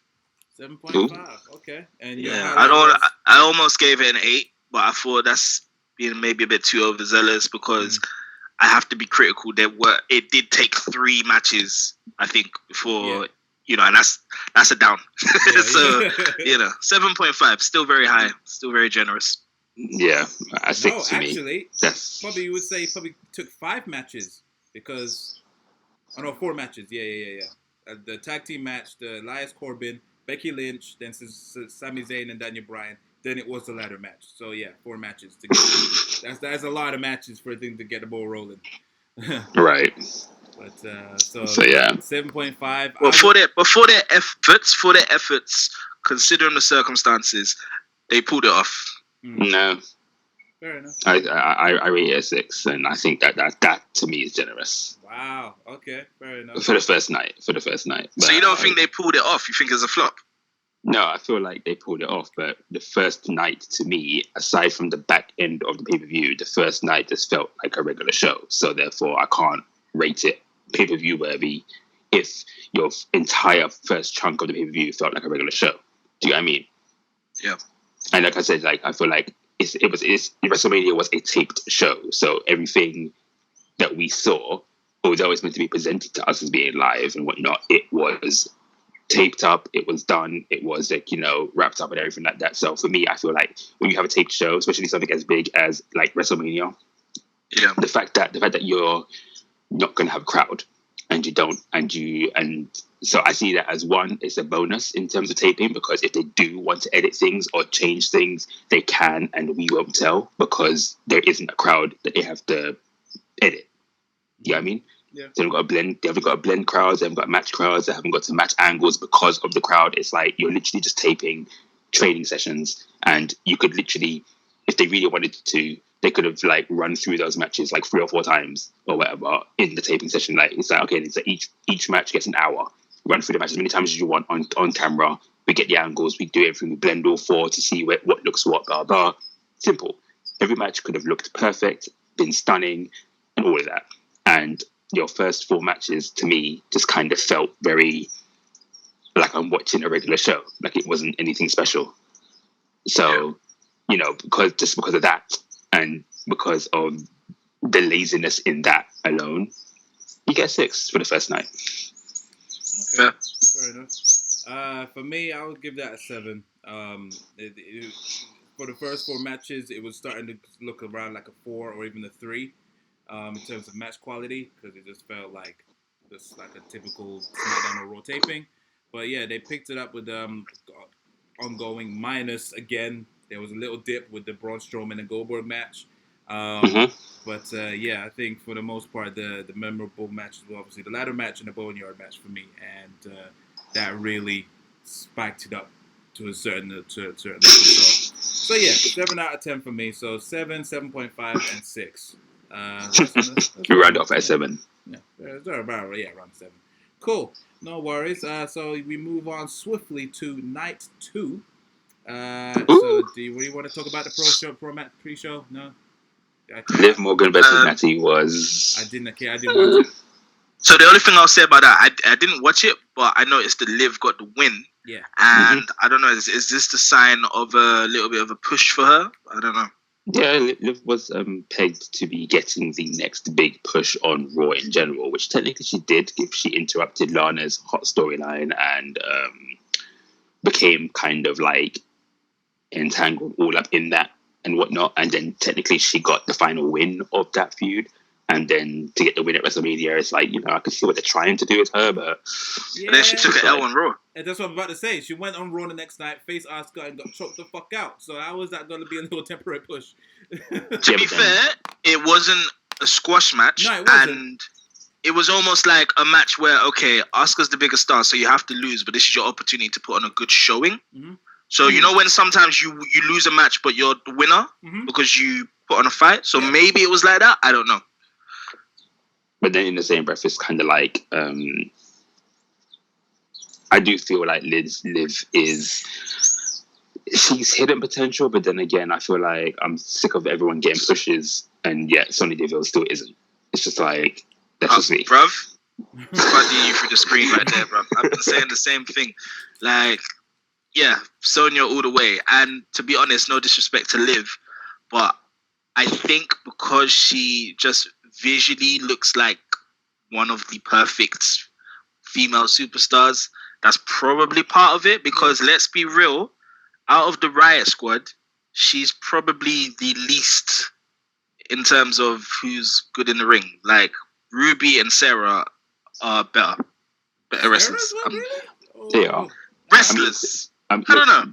For some reason, Road Dogg believes that Sarah Logan is the best thing since sliced bread. So clearly, we're missing something here. But in terms of the three, Sarah's because she's a ground and pounder, man. She's she is. Yeah, I've shown it. Yeah, 100%. She hasn't really been given that opportunity, but I mean, she's had some good matches here and there on main event. But then again, who's watching main event to really see that? Exactly. So exactly. Road Dogg, I swear it doesn't even work for the company no more. Yeah, he's an agent. He's a road agent in backstage. Mm-hmm. Yeah, I know he's been a road agent, but didn't he get let go recently? No, he's still there, man. He's still there. You see him backstage sometimes on the documentaries. He's still there, man. Mm-hmm. I'm talking about very recently, yeah. Like in the last couple months. I think he's been let go. If it's not him, someone else is definitely gone. Someone else probably, but the Road Dogg is still. I can assure you, he's still there. It's Arn Anderson that left, I know. Arn Anderson is in AEW. Dean Malenko, he's gone. DDP is in AEW. DDP, yeah. Dean Malenko, he's not there. He was. I think he's probably the most recent big one. Yeah. Double check with Road Dogg. He even left or his role changed or something happened very recently. I remember reading about it. But all right. Okay. Might be a rumor. I don't know. But so he's the one pushing Sarah, basically, is what you're saying. Well, before she even really became a thing, or was it even a thing, like when she was Mae Young Classic and kind of sort of fluctuating on NXT, it's like he was saying that she was the one, like she's one to watch, and he just like kept, really like pushing for her and wanting her to be like a thing. But I'm just saying that since then we haven't really seen anything. But that's why it's like, but then I'm still like my heart is there for Sonya Deville, so I can't be watching her get pushed and like my girl isn't. So I'm just like, Cool. Okay. What was the first match after Liv's match? What was the first main card match? Was Charlotte Flair against Rhea Ripley for the NXT Women's Championship. Now this one has been proved to be very divisive on like all the Reddit posts and whatnot. So I what I'll say about this match is that on one hand it was hard hitting, very aggressive, but on the other hand, can I really say it was much different from Becky and Shayna? Yes, you can. Is it really fair? Like, because they were very similar matches. They were not. Charlotte and Rhea Ripley, legit, had that have been the actual WrestleMania opener. So, like, if they had the crowd and everything like that, if that match went on first, that match would have been like almost made it kind of like a hard one to follow. Because it felt like the structure of the match and everything that was going on in the match, the crowd would have been into it. It was just that thing where because it was all this suspense and all this drama, but we're not really getting the feel or the energy because the crowd weren't there, in my opinion. But the match, I thought this match delivered. I'm not gonna say it was the match of the night for the second show, but it definitely held that title for the majority of the show. Okay, I'll say that. So I got the same vibe as the Becky match, but I think our perceptions of the Becky match might even be different, because I'm not saying that match didn't deliver. I'm just saying it wasn't great. It wasn't WrestleMania worthy. It was still a good, solid wrestling match, but as we said, it was just counter after counter, and then we think the wrong person probably won, or at least you guys think so. When you look at Charlotte and Rhea Ripley, probably there was more investment from the fans because maybe they're better characters. Everyone's on Ripley, everyone's on Charlotte. So there's a bit more star power there. So there's probably people being a bit biased. It was. I'm not gonna say it wasn't. It was bad. It wasn't. But like I said, I can't say great things about that match and then not say great things about the Becky match, or I can't dump on the Becky match and then not dump on that match. They were kind of, and for both matches, I think the wrong person won. For both matches. Actually, no, I didn't say that for Becky. I said with Becky, I was happy that she won. But with Charlotte, it just kind of, to me, that kind of crushed Rhea's push. Like, to lose to Charlotte. The storybook ending for WrestleMania would have been her going over, but then that's the thing. That's the storybook ending for Charlotte, because she won the Rumble, so she wins at WrestleMania. So that was her storybook ending. It's just unfortunate it was her that gets. Charlotte has a storybook ending when she wakes up in the morning every day. Like, she doesn't need anything, man. Exactly, but yeah, she's just booked to be given this, given that, and it's just like, it's tiresome. I know, but for me, I did feel like I got from this match what I didn't get from Becky Lynch and Shayna Baszler, which is why I will hold this match to a higher standard. That makes sense. I got suspense, I got drama, I got that thing where the match really did.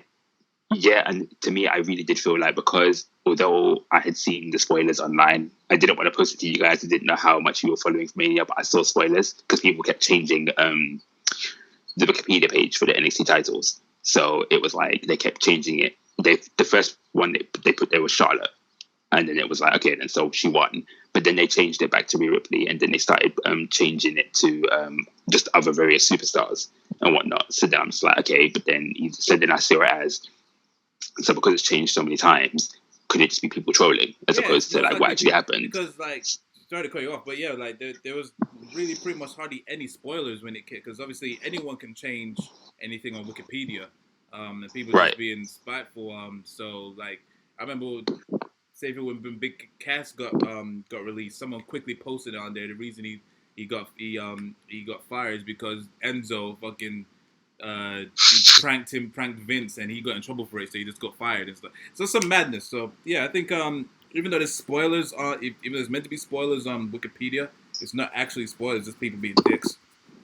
Right, so then that's why I thought, okay, maybe I'm not going to believe it or anything. So when I went into this match, there were so many near falls and whatnot. I'm just like, so who's going to get it? Like, I didn't know. And then when Rhea Ripley, like, I think she hit, what was it, two finishes, something like that. So they're kind of like, okay, she's going to get it. And then the fact that, like, okay, what irritated me is that it only took one figure eight to eliminate Rhea Ripley. I'll say that. Like, normally it would take like maybe like 3 figure fours and then a figure eight to get someone to tap. Like with Asuka at WrestleMania, Asuka was in the figure four like twice, I think, before she stepped onto the figure eight. But Rhea Ripley, she was in the figure four for like 20 seconds. Charlotte bridged up and then Rhea Ripley tapped out. And it's just like, but either way, I mean, I was happy with the win, and no one sticks. I like either one. So I think that's the other reason it was so for me, because it was such a definitive, like, to make somebody tap out, you know, you're not burying them, but that's like, yes, I'm better than you. Like, you know what I mean? Like, such a devastating. I feel like it was more of a loss for Ripley than it was a win for Charlotte. 100%. But then Rhea Ripley didn't go down not swinging. It's another way to, like... You just said it yourself. She took 20 seconds to tell. Do you know what I mean? She didn't have that, but like, then I'm talking about the actual match, though. In the actual match, like, Rhea Ripley was kind of like always fighting back and always everything. Like, she was going for it. But then, fair enough, she lost in quick fashion. But it was like she didn't go down. Yeah, she didn't go down swinging. No, she didn't go down without swinging. No, when it comes regarding Charlotte, I just think it's just another way to fast track her to the 16 world championships. Because it looks like they're just trying to find an excuse any way possible to make her get closest because it's Charlotte and she's the only one that's So worthy of. so do you guys think that they're gonna blend all of her reigns together? Because then that means that right now she's what, a 10-time champion, 11-time champion. They've been doing that since the brand split even started, man. Like when you get people who are like 5-time WWE champions and 2-time world heavyweight champions, they say he's an 8-time champion. Yeah. Like, they've been doing that. They're going to use any excuse, and that's why I think that's another reason why they put the NXT on WrestleMania, the NXT Championship, so it can be more mainstream, and then because it's Charlotte that wins it, to the public eye, obviously that must be a worthy championship. So of course they're gonna add that to her accolades, so to speak. So it's very divisive, and I don't know how I actually still even now I don't know how I feel about the match in terms of should Charlotte have won, because obviously if Charlotte wins, then obviously that brings more eyes to the product, and for a business perspective that's good. But obviously if Rhea Ripley wins, obviously that's a new star. A new star is born. She's got a new feather to a big feather. She adds a big feather to her cap, and just puts her on a different pedestal. And sure, she might be going back to NXT, but no one else can say I took down one of the biggest names, if not the biggest name in the main women in the women's division, Charlotte Flair. So it would definitely add more depth and more power to the name. Yeah, I hear what you're saying. I agree. I just think we know what WWE are like. Yeah. WWE are eventually just gonna almost act like it. Like what we're saying is basically she lost to Charlotte, but she went down swinging, and she took Charlotte to the limit. So that should put her like at the top of the pedestal in terms of like she's one of the best. Like she survived Charlotte, right? But she's gonna go back to NXT and lose to someone. Like, do you know what I mean? They're just gonna act like it didn't happen, and I don't know. It's ridiculous, and even though she took her to the limit, but Charlotte cut a promo after the match, and she just pretty much just ripped her off. She was like, "No one can touch me." She was all right. That's what she said. Yeah. So basically, yeah, it was just it's ridiculous. So you just like how do you expect to build new stars and potential replacements whenever certain something happens, and then. You can't. No one's gonna believe Rhea Ripley after this. So it's just really ridiculous. But yeah, fair play to Charlotte. Whatever, she's now an 11 or a 12-time champion. Whatever, how many times, whatever it is. Yeah, that's what I meant to ask you. Do you think she's definitely gonna beat? Is she gonna be doing the John Cena where she's gonna be on par with the 16, or you think she's gonna actually become like a 17 world champion? She'll get that opportunity when she's gonna win the 16 championship, and then like Trevor Noah will come and mess up the match or something like that. I don't know. Of all people, like. Oh my god! Do a shitty chair shot to the body and then go. Fuck it, no. Fair enough. Anyway. I don't know, and I can't lie to you. Not to be rude, but I don't care. Like I can't lie. Like it's inevitable. Like it's gonna happen. Like and then Ric Flair will cry for 100 nights. Like it's just understandable. Might as well put Charlotte in the Hall of Fame now. Might as well, right? Man. Might as well. We digress. But so on to the next match. One of the most important matches on the card. Aleister Black against Bobby Lashley. So I'm high on Aleister Black. I like him. And although usually he has better matches with people like a Murphy or Cesaro, anyone else, so people like that, as opposed to a Lashley, I think Lashley put on a good showing. He matched up with him, like in terms of just it wasn't the greatest match. They didn't have a whole lot of time, and it was a bit gimmicky with Lana, but it was all right. The ending was so predictable. Yes. But that kind of creates, what happens now with Lana and Lashley, if you care. Which we don't. But go on. That's it. That's literally the only thing that comes out of this. It doesn't do anything at all for Alistair. Nope. It was a filler match. Let's be real. 110%. It was a good filler match. It was a good filler. That's exactly what I'll call it. A good filler match. Yeah, 110%. Yeah. If they could have put anyone against Lashley for them to accept to carry on their little storyline that they have with Lana. But yeah, Aleister Black, it was literally like when you play 2K and you just hit random and it just ended up being Aleister Black, and then okay, literally, pretty much. Like technically, Lashley should not be losing to people like Aleister Black, but yeah, storyline wise, carry on, I didn't really. Again, this one's also for me a background match. I was just so lucky to Lana was the one that pretty much got my attention in terms of her shouting. I was like, oh, okay. And then obviously Black Mass, and that was it. Not for those reasons. No, it was because she was shouting. That's why he woke me up. I'm just looking at Ryan's face. He is not here for this match at all. There's absolutely no remote care for this match. He's ready to move on. You guys are discussing it. I'm letting you guys talk. I'm like taking a breather. Like, I'm just here. Hi, everyone. Yeah. Okay. What? Other than that, whatever. Did you guys see the promo afterwards? Just or did you care about it? It was on Raw, right? Yeah. What did you do to my husband? Don't know. Yeah, that was funny. That was stupid, but it was funny. It was stupid, yeah, definitely. Basically, I'll say it to you in like 10 seconds. Lashley was being interviewed by Charlie Caruso, and he basically said, I think I need new management. And Lana came involved. Hey, what's going on here? What are we talking about? Lashley said nothing and walked off. And then it was just silent for ages. And then Lana just looked at Charlie. What did you do to my husband? And it was just like, So she has the accent again. Did she say that in the accent or something? Did it randomly come out? No, I don't even know. Yeah, no, definitely. It was the typical American. Yeah, completely forgot that. But oh my god. But yeah, it's gonna be the downfall, and then 2 weeks later, all of a sudden, it's gonna be her and Rusev again. Yeah. Typical WWE. If Rusev even comes back to the WWE, boy. Right, he's like, he's not here for them right now, right? Have you seen his new hairstyle? It's going bald Tista now. It's crazy. I'm here for it.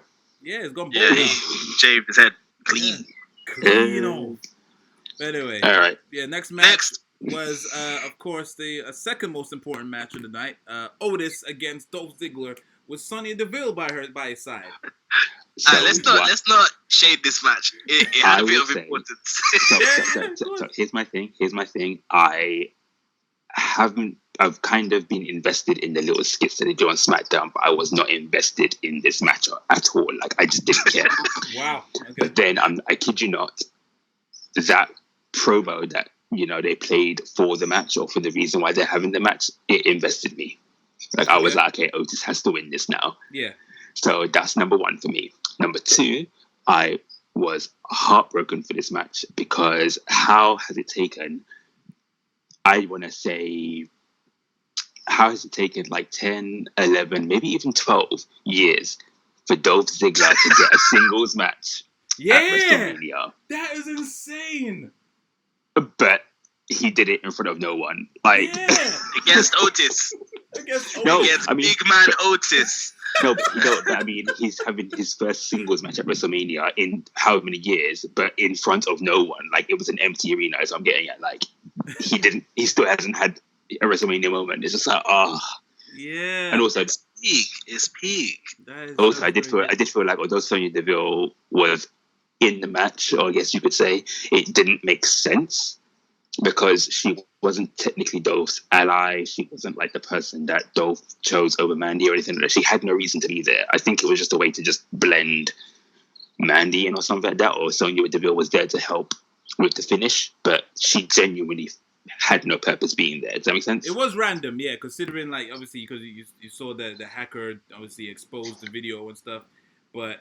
Right. Yeah, but then either way, it's like, that would mean that it would still make no sense for Sonya Deville to be at ringside because why is she helping Dolph Ziggler win? It's not like she's getting anything out of it. Do you know what I mean? It's like, not like she was, like I say, like, it's not like Dolph chose her over Mandy. It wasn't like, Sonya had like she didn't have like a clear no hate to Otis, did she? She just didn't want Mandy or Otis to go on the date or something like that. But then that's not a reason for her to now want to come and make, I guess, Otis lose. Do you get where I'm coming from? No, I totally get that. Yeah, it was just yeah. an excuse for Mandy to go and slap her. That was the only reason. Simple as. Yeah. If anything, it probably should have just done a backstage segment where them two brawled at least, maybe. But yeah, you're right. It was no reason for her to be out there. It was just another way to obviously set up Mandy. So yeah, whatever. Right. So I ain't gonna lie, Sonya did look good though. That attire. She did. She did look good. She did. But of course, my baby Mandy, she looked better. But I'm just saying. But yeah, what do you think of that match, Big Man Rides? Did you ask you? Yeah, it was. It happened. Yeah, it definitely happened. Again, if I take away the wrestling hungry fan in me who wants to see real matches and stuff, and just turn into a normal fan who can just appreciate storyline and kind of be a kid and stuff. Yeah, it was perfect. It was absolutely perfect in the sense of you've got a guy who likes a girl, gets his heart broken, and then he gets the girl at the end of the day. That's perfect ancient writing from the beginning of time that we all want. And so it was perfect in that sense. Was it important in terms of WWE and all the big stuff that's going on? No, it wasn't. But it was a WrestleMania match that it's the type of match that you could watch with your family, your parents, if you were a kid. Like it was cool, So and I can appreciate that. And they're both good talents. Dolph Ziggler's amazing. Say what you will about Otis, but for his size and what he does, he's pretty decent. Yeah.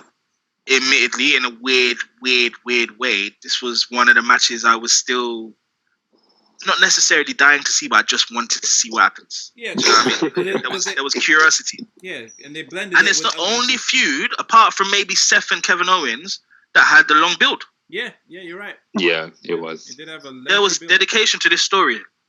Yeah, of course. And that just shows that they can do it. It's only when they want to, and maybe just do it once every so often. Because, this started from February, went through Elimination Chamber until now. So yeah, you're right. It was quite literally went through Elimination Chamber. Exactly. But right. It was serviceable. It was typical ending, but it helped. It was just so funny though. At the end, when Otis was holding Mandy, you could tell when they were smooching. Otis was trying to go for the proper French kiss. Mandy was like, nah, almost stand the lips. Yeah. Stand the lips. Like she didn't want any of that smoke. He wanted to go for the Let's go back and see that. Tongues, everything. She was like, nah, fuck that noise. He was trying to. She was just like, nope. She's keeping the closed mouth. She's not doing that. Not today. It was so awkward. It was hilarious, but yeah, whatever. It was a decent match. Next up was it's pretty much the longest match on the card. Edge versus Randy Orton in a last man standing match. Now this one had a lot most anticipated. Sorry? Most anticipated. 110%. This is the return of Edge. This thing has been naturally built up. The storyline was crisp. Like they had total creative control. Everything was just built up nicely. Even when there was no fans, the promos that they took advantage. Absolutely amazing. And then we got a 40-minute match between the two. And basically there was a ring, a gym, and the cafeteria area, and also the warehouse. The meeting room, the boardroom. The boardroom. And then the loading bay. Loading bay, that was the word I was looking for. The loading bay, yeah. Yeah, what are your thoughts on that, guys? Or props room, wherever it was, I don't know. Loading bay, props room, where all the ladders and all where they do the photo shoots and stuff like that for NXT, it was all there. Yeah. Yeah, what was your thoughts on that? So you can't say that negative about this man. Start with Rides in that.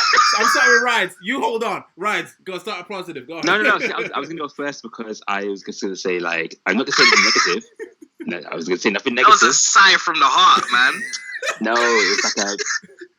it was like a thing where I do feel like for me, my only downfall of this match, the only downfall. Okay, two downfalls. I like two downfalls. So the first one being, I did feel like this match dragged, and it did show. Okay. Like it did feel like this match was getting dragged on as long as they possibly could. It was almost like a thing where, so when you watch documentaries and they're like, oh, they told us we've got no time limit. Like, just go out there and just do whatever you want to do. And it's like, okay, I get that. And obviously, as we've seen on the shows that they have been doing, they've been like playing old school matches and stuff like that. So they've got time to fill. They're just going to do whatever they can to fill the time. But with this match, it did feel like at certain points, it's like, you know, you'll think, okay, so now it's going to be the end. Now it's going to be the end. Okay, so now it's going to be the end. Okay, so now it's going to be the end. And it's just like, it just kept going and going and going. It's like, okay. Isn't that AEW and NXT all the time? Yes, but with NXT, I can't speak too much for AEW because I'm not, like, as much as I'm a fan, I watch that here and there. Like, but then I think with this match, it was almost like it kept going and going, but because it felt like it was being dragged out. Does that make sense? Like with an NXT match, it doesn't feel like it's being dragged out. It feels like it's almost like okay, so yeah. And then it's like they can keep like going for it. I'm just invested, but then with this one, it's like you got invested up to a point, and then it's like okay, then so now it's gonna be the finish, and then it just never ever finished. It just kept going and going and going. I think it didn't help as well that again maybe this for me was a match that could have done with having the crowd. 110%. I was about to say as well. I think the reason it was.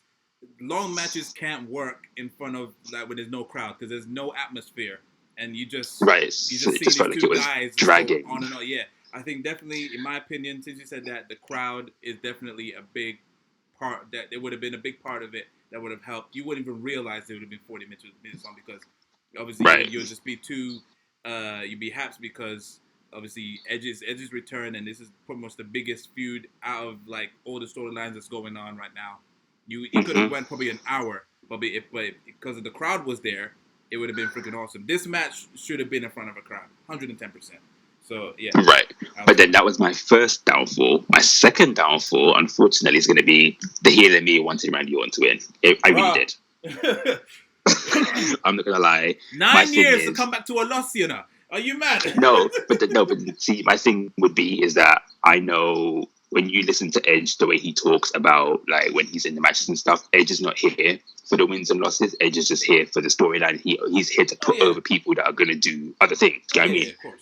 So reading into it for that, I assumed Edge was going to put Orton over to then make him seem credible to go into whatever the title feud is going to be with Drew McIntyre, maybe. You know what I mean? But it has to be a story ending. It has to be a story ending. So, like, it would be the thing where, you know, Edge will take Orton to his limit, but then Orton wins, now making Orton the top heel, ready for the feud with McIntyre. And although, yeah, that kind of, you're building it as Edge basically come back to a loss, it's like, well, no, because the way Edge would probably have seen it is that, well, Orton's going to go into, because Edge is still technically a part-timer. Like, he's not coming back to do the full schedule. He's coming back to do, like, a handful of matches. You know what I mean? So it's like, well, you know, if he's gonna be there 3 times for the matches, he'll have the best match on the card, but he hasn't got to win it. You get it? I get that, but yeah. So that's what I thought was potentially going to happen. And so, but then I was invested in Orton winning anyway because if I'm gonna put the two together, I'm gonna say Randy won. I just am. I don't know why. I just am. But then. Okay. But other than that, yeah, I'm not gonna say it was a bad match. That's not what I was going to say. I was just going to say my 2 downfalls. Now, by all means, you guys have the floor. What about you, Ryan? So what are your thoughts on it? Do you think it was overrun? Do I think what? Do you think it was overrun? I do hear where Ryan's coming from. I think I was able to get lost into it more so than be aware. I think part of me was aware that it's dragging because, like you said, the lack of atmosphere kind of makes you aware, but not so point where it was a detriment. I think for the most part, I was still able to get lost in the fantasy of it and just enjoy it. So time-wise wasn't a problem for me. I almost actually, ironically, found myself wanting it to go on more.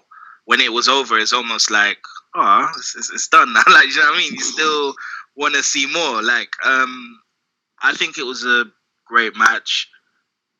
They hardly spent any time in the ring, and at first it was like, oh, I would have liked to have seen as this is your return, it would have been nice to see you in the ring. Like, you know, we didn't really get to have Edge feel out the ring. Yeah. But it was cool for the extreme part in the sense of going around the ring, going backstage, and going backstage for quite some time as well.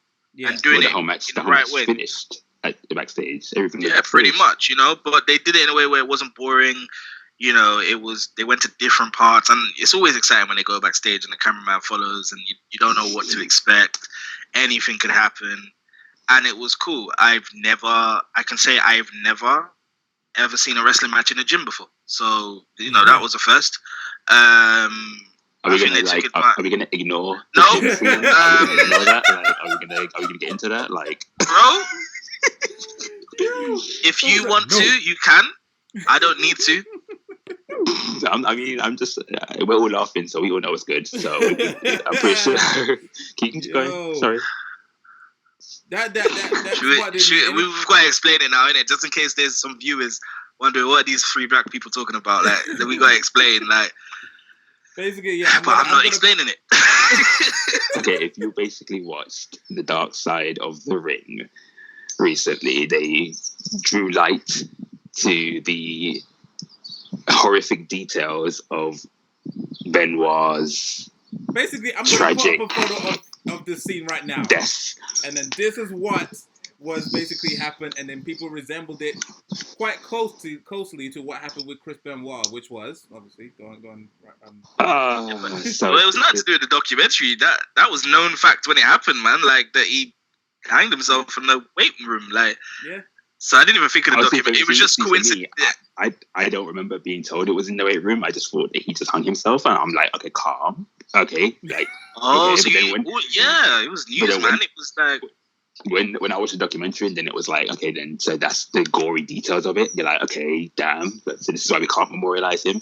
And then you watch this last man standing match, and it's like they're in the weight room, they're with the weights, and then he's putting Edge in this harness. First of all, it was around Edge's neck, and you're just like, was like that spot was so pointless. It didn't make no point. Like they could have easily not have done that, but yeah, you're right. And plus, it was just like I think Ryan said he's also Canadian as well, and it's fucking it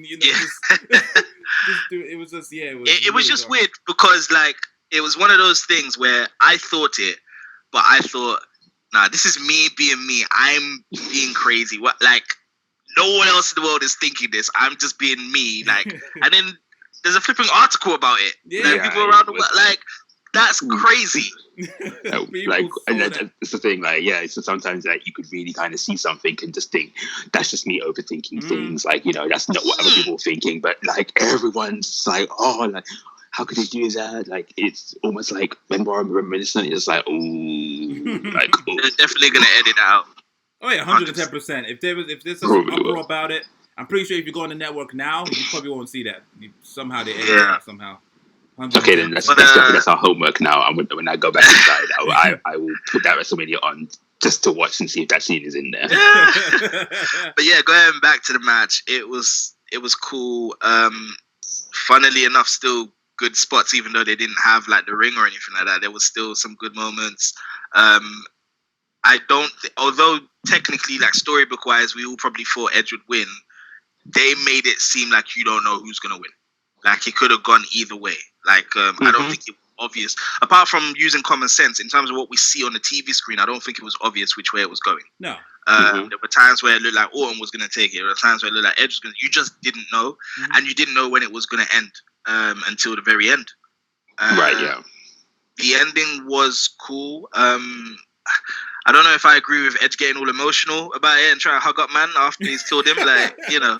This man RK'd your wife 2 weeks ago, bro. Like, why are you hugging him? Like, told him everything. Like, I get it. It's a very overwhelming scene. It was cool. It was very well done.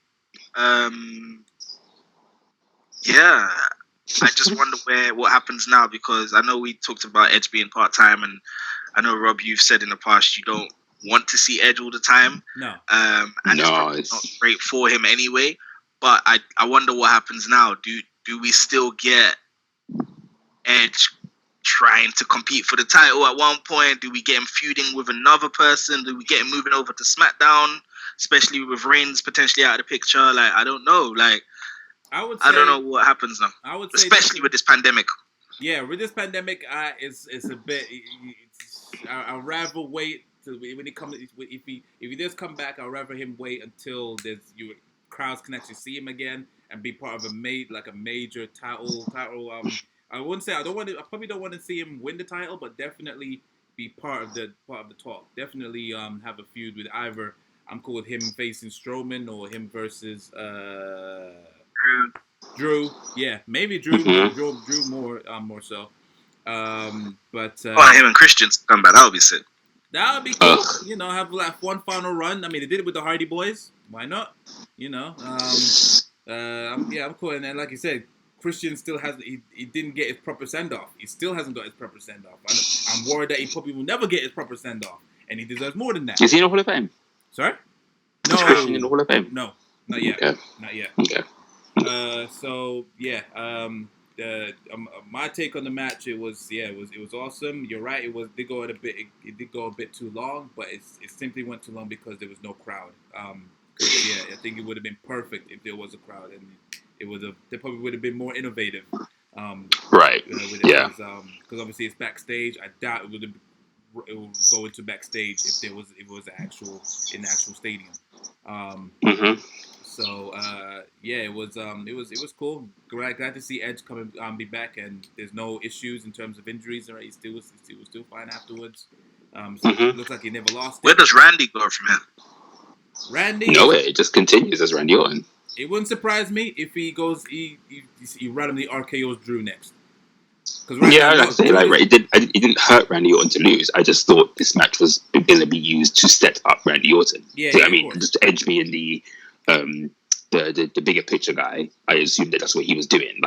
Use the platform of Edge returning to boost Randy Orton for future stuff. Yeah. But then Edge still gets to be the name in the match and the marquee in the match. So that's what I assumed. But Edge won. So it's like, okay, well.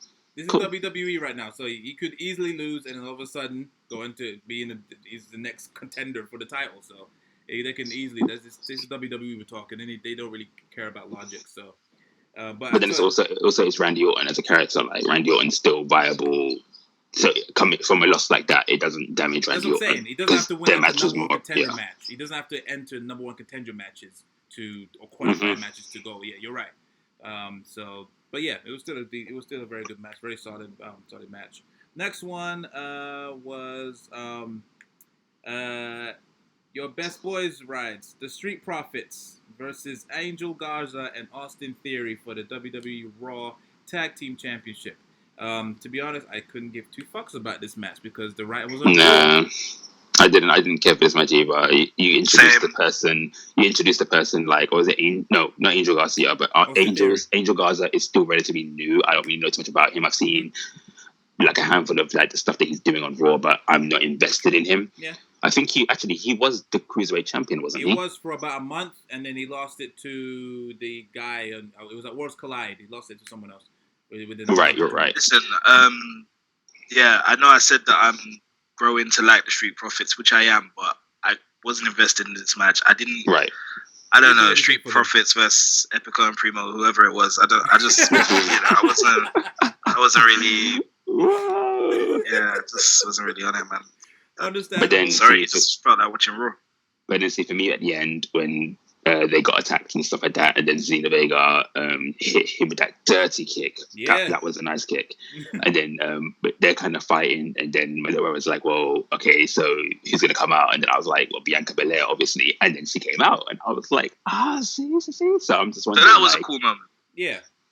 It was, but then for me, again, it was that thing where you could see that I really hate this whole thing of they do not like to have the men and the women interact, because it's like when she came out, she took out Zelina Vega or whatever, or homed in on her, and then it was almost like where the men are kind of like they just stood there watching that and had to wait for the Street Profits to kind of get back up, and it's like, well, no, like you just they can still like pull her off, and then the Street Profits get involved, but then they kind of like zero contact unless like it's absolutely crucial. So it's the time and age we live in. That was kind of dumb, but it's the time and age. I mean, obviously AEW they don't give a fuck, but I mean, because I guess WWE is on such a grand scale when it comes to that kind of stuff, they don't really chance it, which is fucking ridiculous. Unless you're Nia Jax, they don't. Well, I was gonna say like or Beth Phoenix. Like, there's times where they go against the grain and go against the rules. I don't even know if there is a rule. I think it's just there is. whenever they prefer. They allow it's basically zero contact between the men and women meant to be. But then this is my thing. I'll even correct that and say zero contact from men to women. Women can hit men if they want. It is, which is what I don't understand. It's like you have a mixed tag match, but and the rules are men versus men, women versus women. But then again, Baron Corbin and Becky Lynch. So it does happen. Right, it does, but then it's meant to be that thing where it's almost like that's the frowned upon. But then if Becky Lynch were to put Baron Corbin in the disarmer, that's applauded. That's okay, we're gonna allow. That's always been the case, isn't it? But if he, but then it's what I'm saying is back in the day in the mixed tag, it's almost like if it's heel of the guy. How can I put it? Okay. So you watch a match okay, I'm going to bring up an old gem, even though we're not even talking about it, but I'll bring up an old gem. Do you remember there was a 6-person tag team tables match? It was the Dudleys and Trish against Christian, Chris Jericho, and Victoria. Oh, yeah, I remember that. On Raw. It was a Raw before Armageddon. Yeah, I remember that. And this was the main event, and this was the one where, so anytime Christian or Chris Jericho interacted with Trish, they were frowned upon. But anytime the Dudley boys took out Victoria, they were cheered and applauded. Mm-hmm. Yeah. So it's almost like, okay, and so if the female is the heel, seeing her get ripped up by a guy is okay. If the female is a face, then guys can't touch her. My counter to that is not necessarily gender, it's just that Trish was the face, Jericho and Christian were the heels. So whoever they touch, the face, you're touching a face, you're going to get booed, right? So they're not necessarily getting booed because Trish is a woman. They're getting booed because Trish is the face. Point and evidence of that is that when it was the other way around, they want to see the Dudley boys take out Victoria. Sorry, I don't know if that works, that argument works. Because, I get what you're saying about the no contact, and I think it's rubbish, but yeah, you never really see the face, even back in the day, you never really see the face male.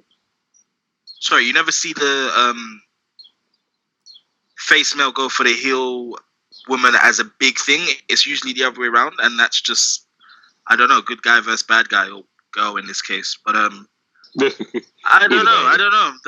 I think Rob just hit the nail on the head. It's just different times. AEW are showing that it can be done, but... Well, so Impact has a woman as their world champion right now. So, I mean, it can be. Say again? Impact has a woman as their world champion. What? Oh, you didn't know that? Yeah. Tessa Blanchard. Tessa Blanchard is TNA Impact world champion. Yeah. Who did she beat? I don't know who she beat, but she's the world champion. I think it was Sammy Callihan or whatever his name is. And she literally won on the weekend when all of her controversial past come up. Yeah. I've even heard about that. Yeah, so that weekend when all of the women in the industry turned on her for being toxic, racist, all this stuff, she won the championship. Yeah. Booker T said this is you're diminishing the world championship. A lot of wrestlers were kind of against the fact that for the first time ever there's a women's world champion. And it's not like a sexist thing, because if a man won the women's championship, it'd be the same thing. Diminishing that, it's just.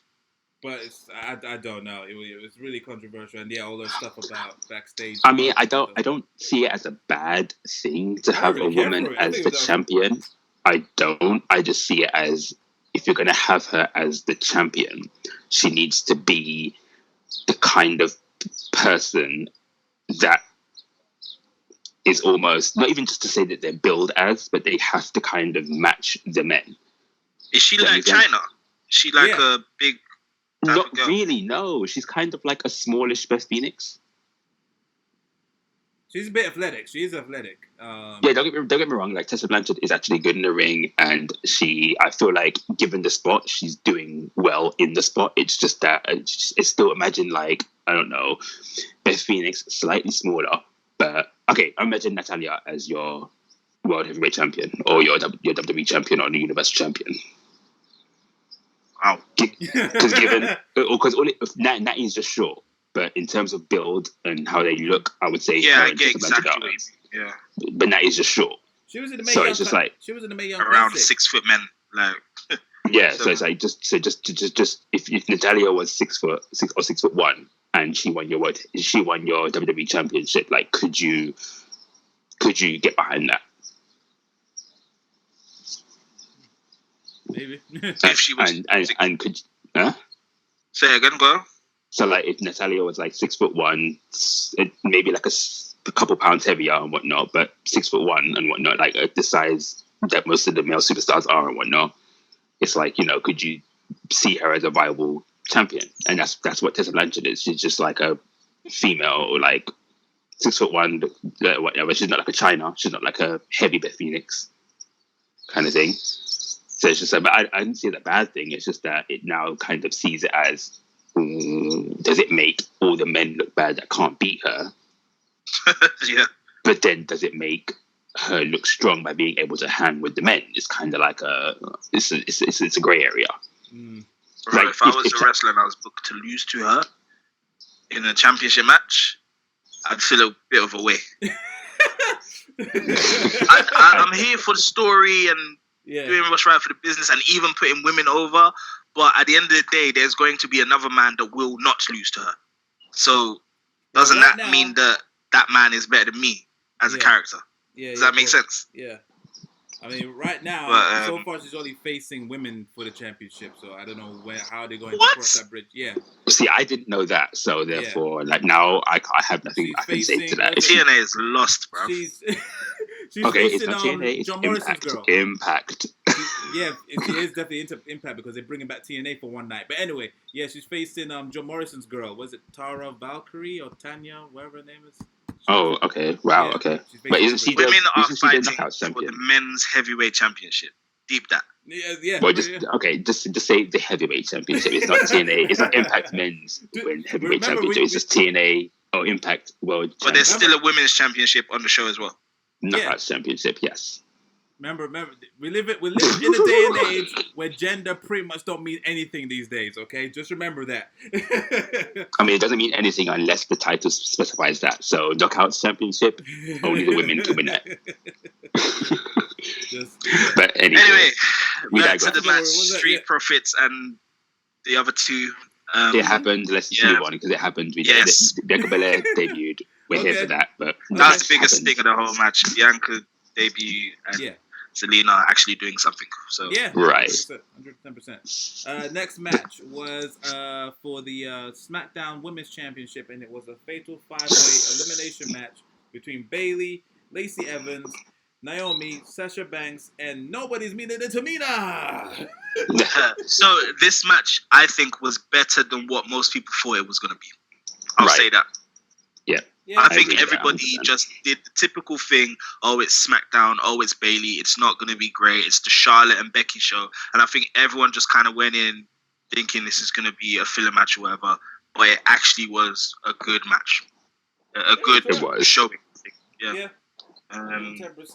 In fact, to be honest, out of all three, probably different from you two, but out of all three women's match, I'm not saying it was the best one, but I was definitely more invested in this one. The other ones were like the Becky one was on in the background. Yeah. Charlotte and Ripley, that was the start of Mania, so I wasn't like settled yet. This one, the show had got deep into the show. I think with like a few matches in, I was invested, and good show. I like this one, especially the fact because I'm a huge fan of like elimination matches. So I think the fact it wasn't just a one fall to a finish. Right. It definitely invested me more into it, especially with the possible falling out with Sasha Banks and whatnot, which I'm not sure I really agree on with what happened on there, but definitely the ending, Jesus Christ. But anyway, what about you, Mr. Rhymes? So with this match, it was like I say, Ryan said earlier, it took me by surprise. I did assume this match was going to be filler. But obviously, I give the women's match my attention, so I was like, okay, I'm going to actually watch this and see where it goes.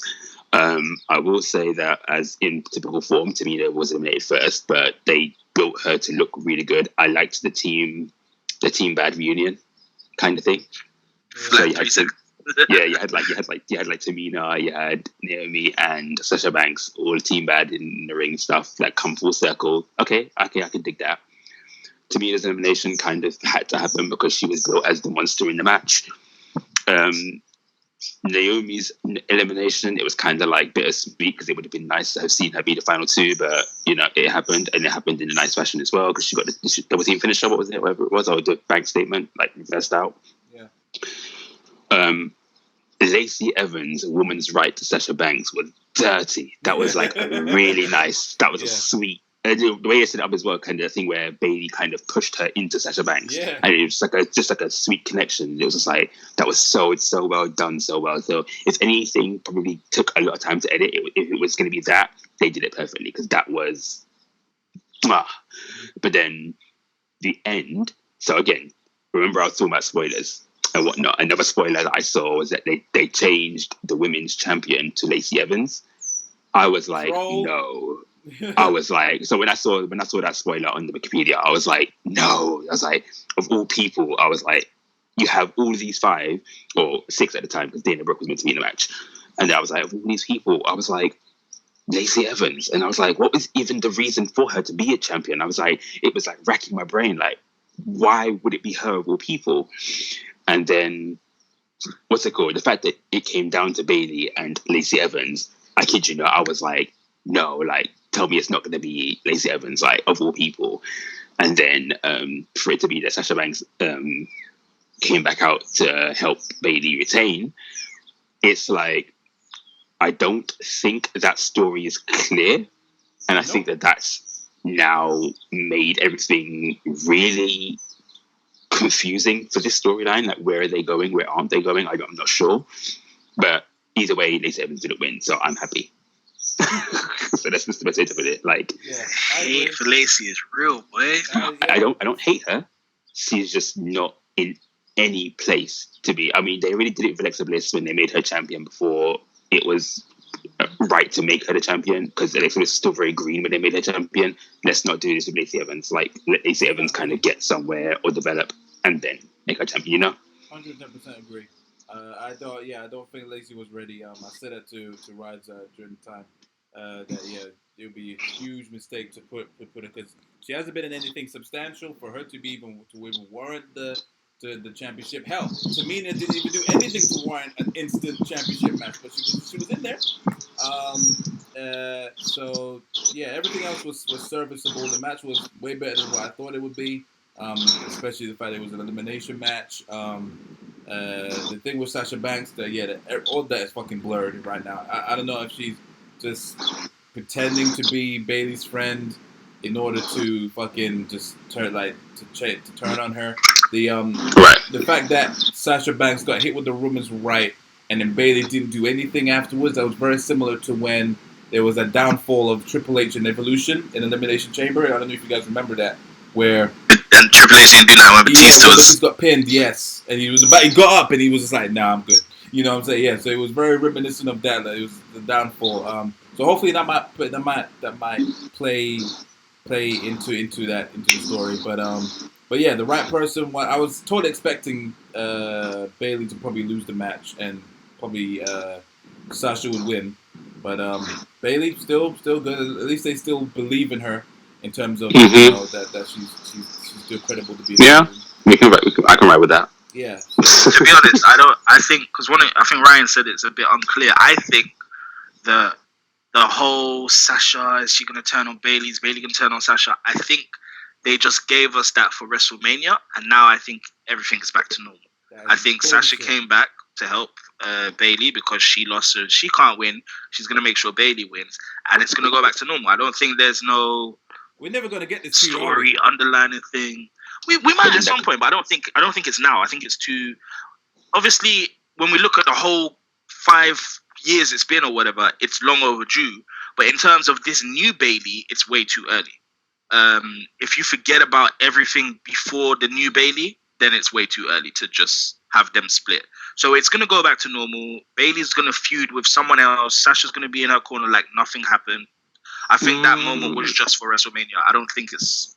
I do think, because I guess because they're playing into that we can hear what the wrestlers are saying, Bayley was saying that she did it. And when the match finished, she was like, she did it. She's untouchable. She's everything. And that's why Sasha Banks was smiling on the ramp. Get it? So they're planting the seeds that if they are going to turn, Sasha Banks is going to be the favorite in that. Get it? So Bailey would be the heel, Sasha Banks would be the face. But it's just when they're going to do it, I'm not sure. But they put that in there that even though Banks blatantly helped Bailey retain, Bailey was like, she did it. She's the champion. She's the best. And, so, we're just, so it's just there. But we digress. All right, so next up, which was pretty much, oh my goodness. Anyway, you know what I'm going to be saying next. It is basically The Fiend Bray Wyatt against John Cena in the Firefly Funhouse match. I have been dying to fucking talk about this with you guys. Jesus Christ, what a match. This is such good shit. Oh, such good shit. Oh my goodness. That bit took me out. I was like, When was the last time you've actually seen WWE construct such a perfect, thought-provoking match? When's the last? You can't. Right. It's been years since you've seen something with so much depth and reasoning behind it, to the point where people, even on YouTube, What Culture, all that kind of stuff, they are dissecting every Easter egg, every reference. You don't get that with WWE. That just shows that they have the fucking potential. Where did this match come from? I want to believe it was the brainchild of Bray Wyatt and Cena. I don't think creative had much to do with that. Or they brought in some specialists. Of course I understand that. But if that's the case, if they left that, then why don't they continue that? Leave it to people. Everyone's got so many ideas. That just shows that these wrestlers are talented. Why don't they consistently do that? You see what I'm saying? They single-handedly, in this match, they saved the Fiend character. They Ever did. since Super Showdown, everyone. But also, I would say the only unfortunate thing is they made it unclear of what the match was. So was it that John Cena was just meant to survive? Because there were times in the match when I guess John Cena was fighting out of the scene that he was in. Does that make sense? So there were scenes where, if they're replaying a promo, what's meant to happen. But then, and so I guess if Cena's playing, or if Cena knows what's meant to happen, then he's trying to come out of that. Yeah. Then I guess that's him overcoming it. But in the end, he couldn't. Is that what the story was in this whole thing? I think it was I'm assuming that it was all in his mind, so to speak. But I guess he didn't really tell if that was actually happening. Was he in some different portal, or was it all in his head? Because I think Rice touched on it. If we're meant to think that it was in his mind, and he literally came out for his entrance at Mania, what did Michael Cole see? What did Michael Cole see? What did the crew people see? Where did this actually happen? But I think it was just reliving his moments to meet with his demons. And just how the world perceives him, and just make him meet the person that he's become, and pretty much just meet all his meet his demons pretty much. There's a video that I think was a Wrestle Talk that put that they did, and they just dissected everything of what it was all about, and what it all means, what everything. But it's just this match was really a roller coaster. I was not expecting this match to be. No one did. What it was. Let me correct that. People called it. Didn't you call it? No. As in, not to say that I expected it to be so it's going to be a kind of a skit, almost kind of like the Boneyard match was. I knew it wasn't going to be some gimmicky in the ring funhouse match, or a match in the funhouse club room. I knew it was going to be the camera tricks and the movie magic and all of that. But what I'm getting at is I didn't expect it to be what was delivered. I get that. What I meant is Rob and other people online actually called Cena going back to previous gimmicks. Oh yeah, I totally get that. Yeah, that's ridiculous. No, how? I know. Since it was actually happening, I did think that I was hoping that was going to happen. I just didn't think it was going to be so deep, the deeper how it was. That's what I'm saying. Sure, he would obviously do that, almost that. What's that film? That he goes back in time. Back to the Future? No, that Benjamin Button kind of thing. He started obviously young, and he started obviously evolving. Obviously with Benjamin Button, he goes younger and younger until he's nothing. But I knew I called that, but I just didn't think all the more hidden Easter eggs, and I didn't think it was going to be so deep and engrossing. I thought it was just going to be just something more ridiculous because that's what we usually get with WWE. But this was not ridiculous on like they treating us like kids level. It was something if you know the history and the backstory about what people think of John Cena, not just as fans but wrestlers and all the stuff that how he's known for burying people, how he should let people go over and he doesn't, how he pretty much killed off Bray Wyatt when they first fought, how Vince McMahon pretty much puts John Cena on a fucking pedestal to almost Hulk Hogan levels. There was so much deep meaning to it with it. And that's what the NWO thing was, that he was at the Hulk Hogan of got it. Exactly, yeah. So like they just how people should pretty much got tired of Hogan, but it took a heel turn for Hogan to go like have a resurgence, so to speak. So I mean, who knows? This might finally lead to a heel turn for Cena because they could easily carry on that stigma of everyone that the Fiend faces, they turn heel. I thought that this was essentially writing Cena out of WWE for an extended period of time. He just disappeared. As well. I thought that as well. I thought that, but what you just said could work. Although it didn't turn everybody heel. Got Daniel Bryan. If anything, it turned him face. Right.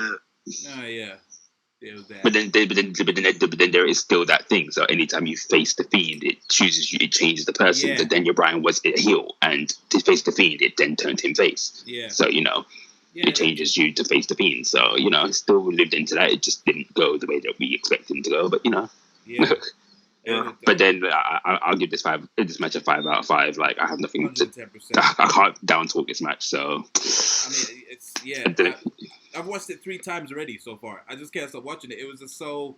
I can't remember the last match besides them old matches that you watch, like like Eddie Guerrero and stuff. I haven't seen a match in a long time that makes me want to actually watch again and again in recent memory, and it was just. Yeah, it was just. It's just one of those moments. Yeah, this was like I think. Yeah. And also we can't forget about the best part of the match, Titus O'Neil at the end. Like, what did I just see? Yeah, that was amazing. So, I mean, what Easter eggs did you guys see? What like? Because obviously, the obvious one for me was Vince McMahon on commentary saying that's good, beep, and obviously that was a shout at basically the Moxley interview. Yes. Right? Yeah. So what other things like that throughout the thing did you guys see that you're like, oh my days, like what? Talk to me. Obviously I didn't clock the Hogan one. So that's insightful that you said that. Yeah, what pretty else? much. Yeah, like with the Hogan thing, there was fucking the my mind's gone blank now since you asked that. I find it interesting they didn't really reference the prototypes, They WWE don't even acknowledge that though. They referenced his debut and then him as Thugonomics. They didn't reference his like FCW days, like the prototype. No, not exactly. No. There was obviously the little his biggest losses that he because there was a quick bit. When he was beating down the puppet, and then you see a flashback of all his major losses, like him against Brock Lesnar, him against CM Punk, him against Taker. Oh yes, CM Punk was there. He was shown. CM Punk was shown. All his major losses. I think him against Kevin Owens. That was pretty cool. The stuff with the when he was pumping the weights, that was obviously him meant like a reference to Hulk Hogan as well, because with him and the because what was his name? Was it Johnny Longmeat? Oh. Remember you see that bit when he's behind the cage and you see Cena and Wyatt, and John Cena was called Johnny Longmeat, and basically they was basically meant to be the Mega Powers, him and Hogan and Randy Savage. Yeah.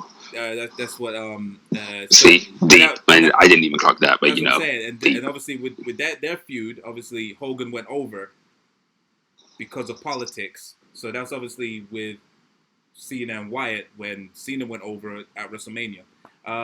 There was another one. There's plenty more, man. Yeah, I'll send you guys. You're right. The link I have to rewatch it or just anything like I'm that. gonna To go rewatch it through it too. now. It's like, oh, there's plenty. There's plenty in there. But yeah, all in all, best match probably out of all the 2 nights. No, definitely. Had no business being the best match because no one asked for Cena versus Wyatt. When that was announced, how many of you guys rolled your eyes? Yeah, I did. I was like, ugh. Same here. No one asked for that. So, I mean, that just shows how creative Bray Wyatt is, how creative they both are, actually. And the fact that so thankful that WWE actually continued with it. Because it's not something that's WWE-esque. It's so good. So, and they got the world. So where does Bray Wyatt go from here? Nowhere but up. Nowhere but up. Probably don't give him the title. Keep away from the title picture for now. Right, just let him keep eating people. There's something I want to ask you guys that I wanted to ask before. Like, how do you guys feel about the fact that essentially Bray Wyatt is technically coming across as a part-timer? He doesn't have matches on SmackDown at all, like in any capacity. He does dark matches. That counts. He does dark matches after SmackDown. I guess if that counts. Yeah, I suppose. But they kind of treat him like The Undertaker and Brock Lesnar, where we don't see him. He's a spectacle. But then that's part of his character. Because like when the Fiend turns up, then the Fiend is there. If the Fiend isn't there, then you're kind of like, oh, where's the Fiend? If he's there every single week, then you're kind of like, then you know he's there. It's not mysterious. Do you know what I mean? I did call back when the Fiend first showed up. I didn't want him to be showing every week because that also diminishes, like you said, it diminishes his mystique about him. So keep him in a way a special attraction. Still do the Firefly Funhouse weekly. That's fine. I'm cool with that. But keep the Fiend. Show up every other SmackDown, choke someone out, leave, but don't constantly have him as a match. Leave that for one of the big people. Or be there only if he's in a feud. If he's just there to be there, then it's boring. Yeah, of course. He's definitely a character I would rather not see every week because he just... I'm tired of seeing that red light. I'm tired of seeing that every fucking week. So, yeah, I'm cool with him being a special attraction. Obviously, it kind of sucks because when he's in his default form with the sweatsuit, you can't take him seriously. With the teacher shit on, I can't take him seriously. But if it saves me from seeing the Fiend constantly on a week, I'm cool with that. That's me. Yeah, that's fine. Okay. But so yeah, next match on the card, which is actually the main event, which is basically Goldberg versus Braun Strowman Part 2, and Drew McIntyre against Brock Lesnar for the WWE Championship. What's your thoughts on that, guys? It was okay. Let's be real. Forget about the outcome and forget about being a fan of Drew and he finally got his push. Let's just keep it real. It wasn't much different from Strowman and Goldberg. The only difference is it was a bit longer and there was more emotion to it. Not just from Drew, from Brock as well. So even though it was big guy versus big guy slapping me, finisher after finisher, it was still. There was emotion to it. You wanted Drew to win. Brock played his role well. Like, you can't believe he's kicking out the F5. We didn't get that from Strowman and Goldberg. Strowman and Goldberg was literally, let me do my finisher on you. I'm going to do my finisher on you. Do you know what I mean? Drew and Brock did that. They lengthened it out a little bit and added some emotion to it. So it was better, but it was still... Yeah. Do you know what I mean? We were there for the result, not so much the match. 100%. It was just F5, Claymore.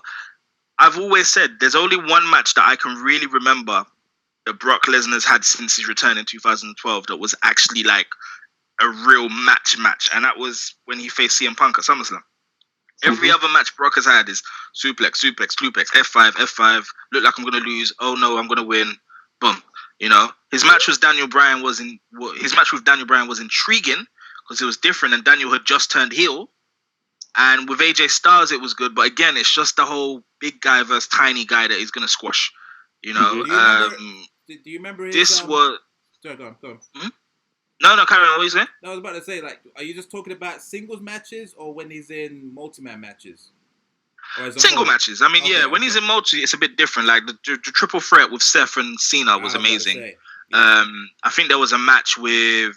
Braun Strowman and Kane. Strowman and Kane, but there was another one where it was like 5 people, like Strowman, Samoa Joe, Lesnar. Oh yes, that was at SummerSlam. Yeah, there was like 4 or 5 guys in that match. So when he's with multi people, it's even better, maybe. But he doesn't have singles matches now like how he had singles matches in his first run. Yeah. And that's because obviously he's gone to UFC, he's dominated, he's this spectacle now. Like he can't ever come across as someone that's going to lose, and I get that. But with him and Drew, technically, if you want to be serious, it wasn't a great match, but storyline wise, it was good. The outcome was right. I think the Fire Funfly match could have been the main event for the night. But I get how Drew was deserving of it because he won the Royal Rumble. So tradition wise, he should have gone on last. Yeah. But, 110%. I agree. It was just run of the mill. Edit copy, edit paste from the first match. It was just exactly that. But I'm happy the right person won. And did you clock what Paul Heyman's reaction at the end? He just actually looked like, for fuck's sake, like he was actually pissed at Brock Lesnar. It was just because usually when Brock loses, Paul's usually crying or just curled up in the corner. But this time Paul might be managing Drew soon, boy. You never know, man. Tired of Brock. It was technically that wasn't the main event, boys. Technically, no, it was not. Let's just delve into that. Apparently, yes, it's actually on the WrestleMania. We gotta talk about that. We'll get to that. But back to the Drew and Lesnar match. Yes. Your thoughts? Like I said, the right person won.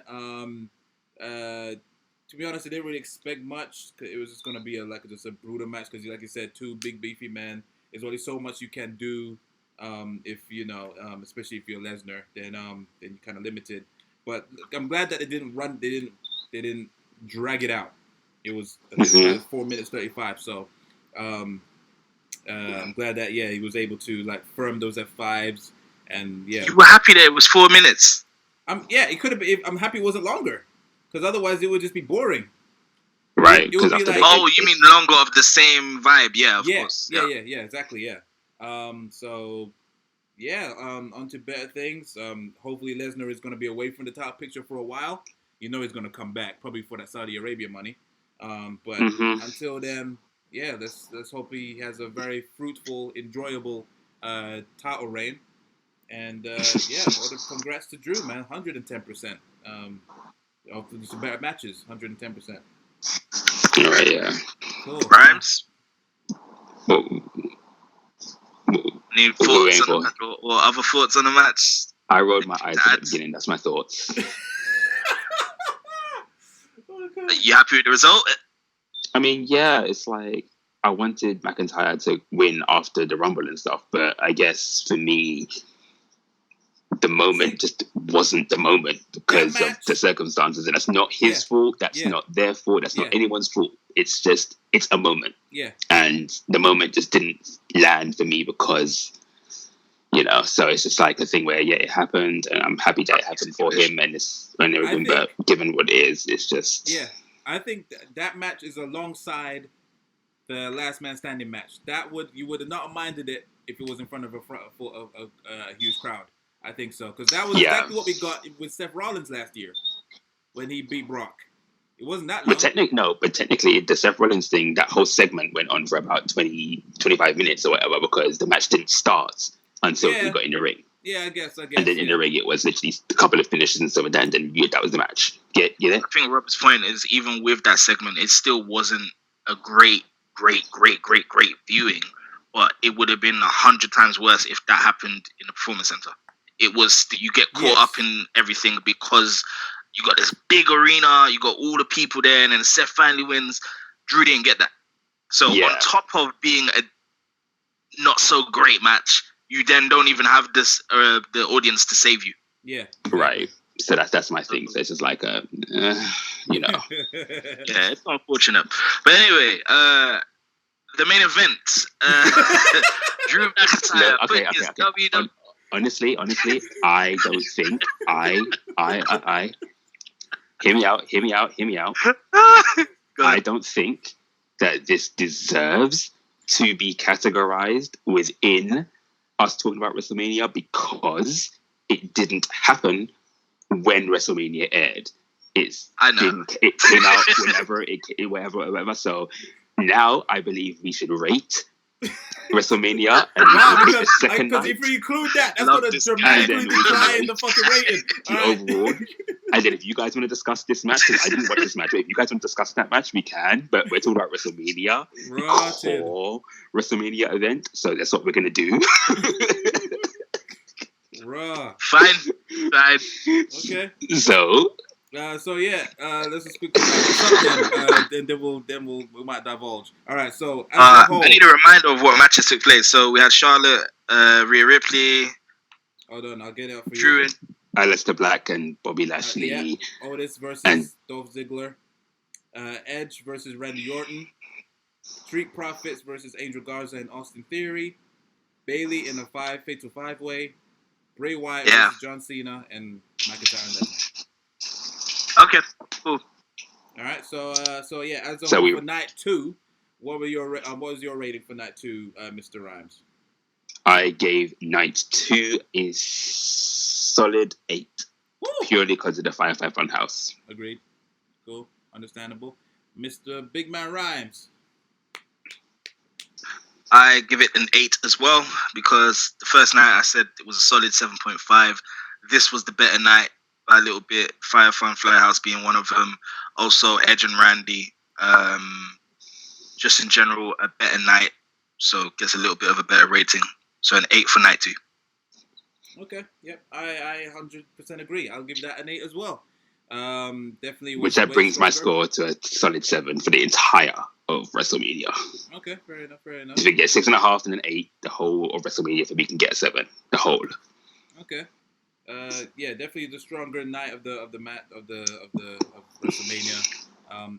I do hope that they carry on with this 2-night thing from here on out. It definitely is. Do you know what? Yes, I do think that. I think next year, if WrestleMania has a Saturday night showing and then a Sunday night, that's perfect for me. Yeah, definitely. Really? Friday. Yeah, Takeover Friday. WrestleMania for the next 2 nights. Post Raw. That's me. That's me done. That's my trip sorted. Because you know what? I'm not gonna lie. A 6-hour show of wrestling is too much. That's why the main events fall flat. Because like by the time you hit that first main event, you're burnt out. So like, let's use last year's for an example. By the time you hit Kofi Mania, the rest of the night just fell flat. Like I can't even really tell you what happened after Kofi Mania. Dude, if you count the pre-show and that to combine 10 hours of wrestling, I was at that stadium for 10 hours. Imagine that.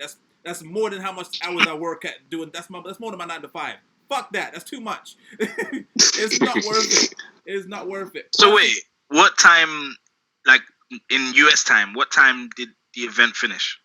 The event finished 11 o'clock, so there, right? 11, 12? Yeah, about 12. I heard it went after midnight. Yeah, it went after midnight. Way past its time. Becky went on after midnight, right? So you're saying you were there from like 3 p.m. in the afternoon? Yeah, because he has to queue up to get in. Yeah, you have to queue to get in. No, but when did the show start? It starts at 6. Like quite early, isn't it? Yeah, it's at about 5, 6. 4 or something. About 5 or 6, and then because it's a 2-hour pre-show, and then it's the show. So for us over here, it's like WrestleMania will start at 11. 10. It's either at 10 o'clock in the evening, and then it ran until midnight, and then at midnight until like 5 or whatever. That's the actual WrestleMania. Yeah. Yeah, no, it's because you said 10 hours, so I thought you meant like literally. Like I was trying to work it out. No, he's talking about the time to get in, but that's the time he's leaving too. So he was at that whole thing for like 10 hours. Yeah, mad. And it was past obviously the bus time, so that was horrendous. I didn't get back to like 4 a.m. It was absolutely horrendous. But anyway, that's another situation. So yeah, definitely much manageable. Start doing the 2 nights of show, 2-nighter, and I would say give her 8. So, Rise, did you give her a rating as well? You did, you did. So you did. Everyone gave ratings. So all in all, around probably a 7 going to an 8 altogether collectively. I would say. Yes, WrestleMania success. It's happened. It's over. Even though it was a write-off at the beginning, but right, and then this whole situation we're currently in right now, I honestly would have expected WrestleMania to be postponed. Yeah, I wouldn't have been upset with that as well. I would not have been upset with it, but it went on, and I will say kudos to everyone who managed to put on the show and took our mind away from it briefly. But in the same breath, you also draw attention to the fact that we're in it because they're performing to no one. So it's kind of like a double-edged sword. Huh? Catch-22.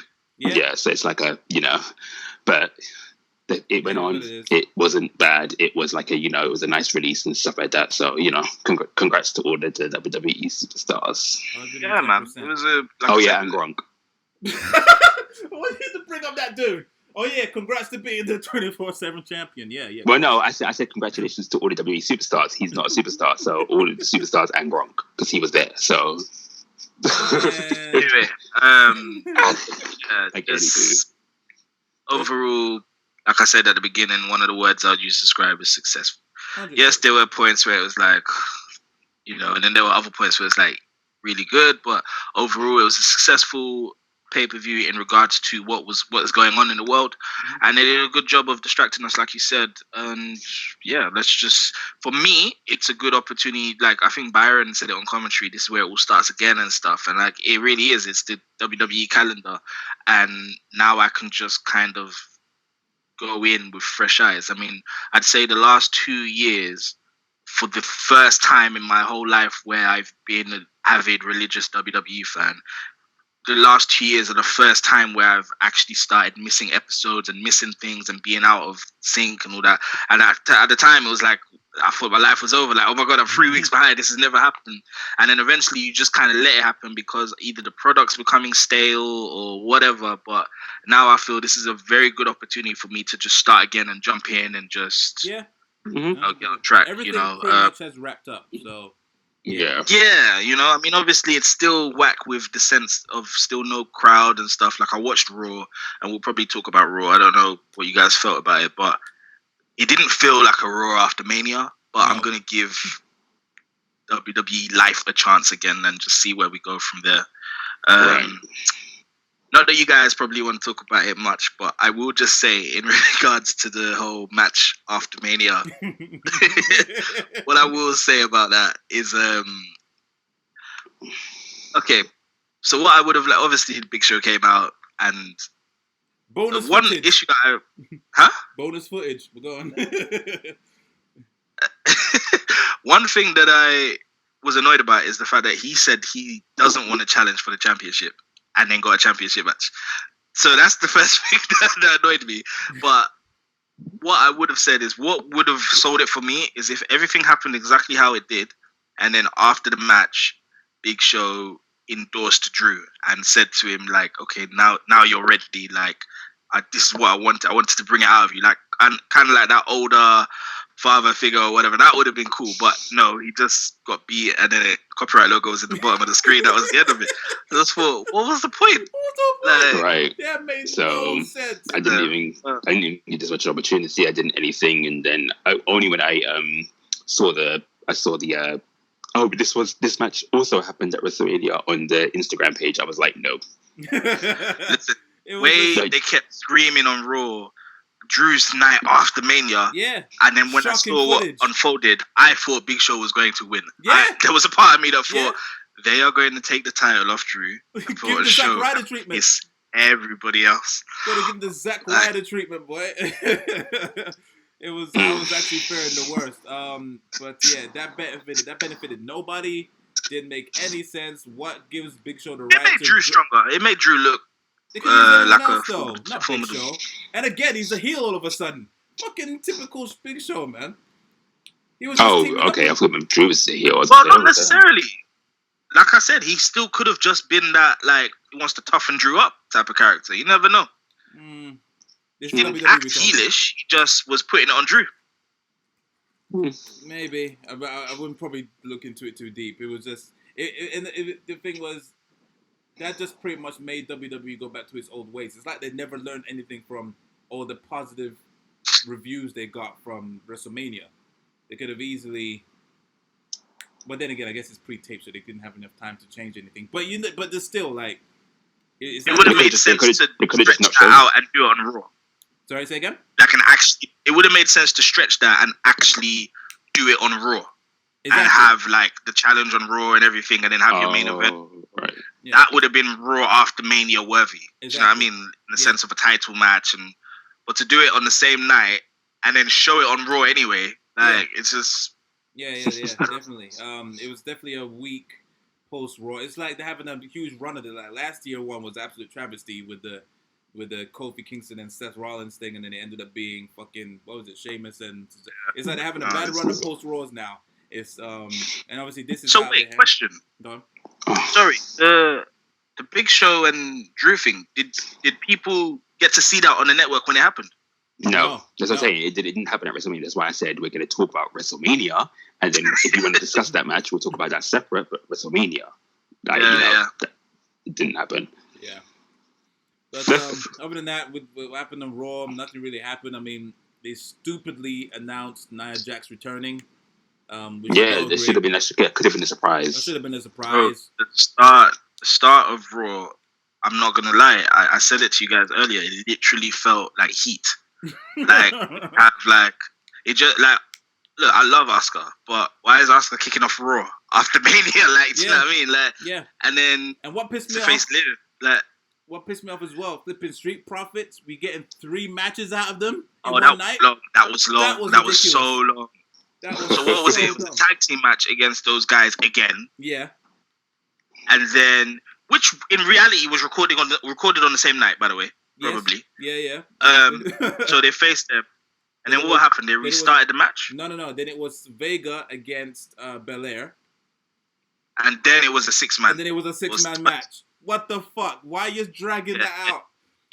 There was a good match on. There was at least 2 really good wrestling matches on Raw. Who was it? The 2 that faced each other. That was just who put on a clinic on Raw? Cedric and Ricochet. They were a tag team. There was who had Aleister Black against Yes, Apollo Crews. Yes, Apollo Crews. Yo, yeah. That match was. Yeah. I thought he was gonna get fed to Aleister Black, but he put on a clinic. He was it wasn't a burial. It was a bit annoying that he still lost because that's the whole reason he supposedly left SmackDown. But he didn't lose definitively. It was a good showing. They could go anywhere with this. They could have another match where Apollo wins. Apollo could turn heel. It could, a lot of things could happen here. I would say Apollo needs to turn heel. 110%. Like, he's tired of fucking doing this happy go buddy shit. So you used to say this back in the day, and I didn't agree with you, especially because he'd just come to the main roster. Yeah. So I'm like, bro, let him face it up a bit, like, you know what I mean? But now it's been some time, nothing has been achieved. I agree with you, like, especially now that he's got the beard and everything. Yeah, bro, like make him, cross with it, man. Fuck it. True night, man. 110%. 110%. Oh God. But Raw overall. Yeah, I didn't watch it. I'm not gonna lie. Half of it was just people got WrestleMania for free. Like it was just highlights. The tag match with Ricochet and Cedric. It was alright. It was cool. It was nice moves and stuff. There was no main event. The main event was the Drew thing, right? I'm assuming. Yeah, pretty much. Basically. They forgot about Ricochet. He's pretty much getting the same.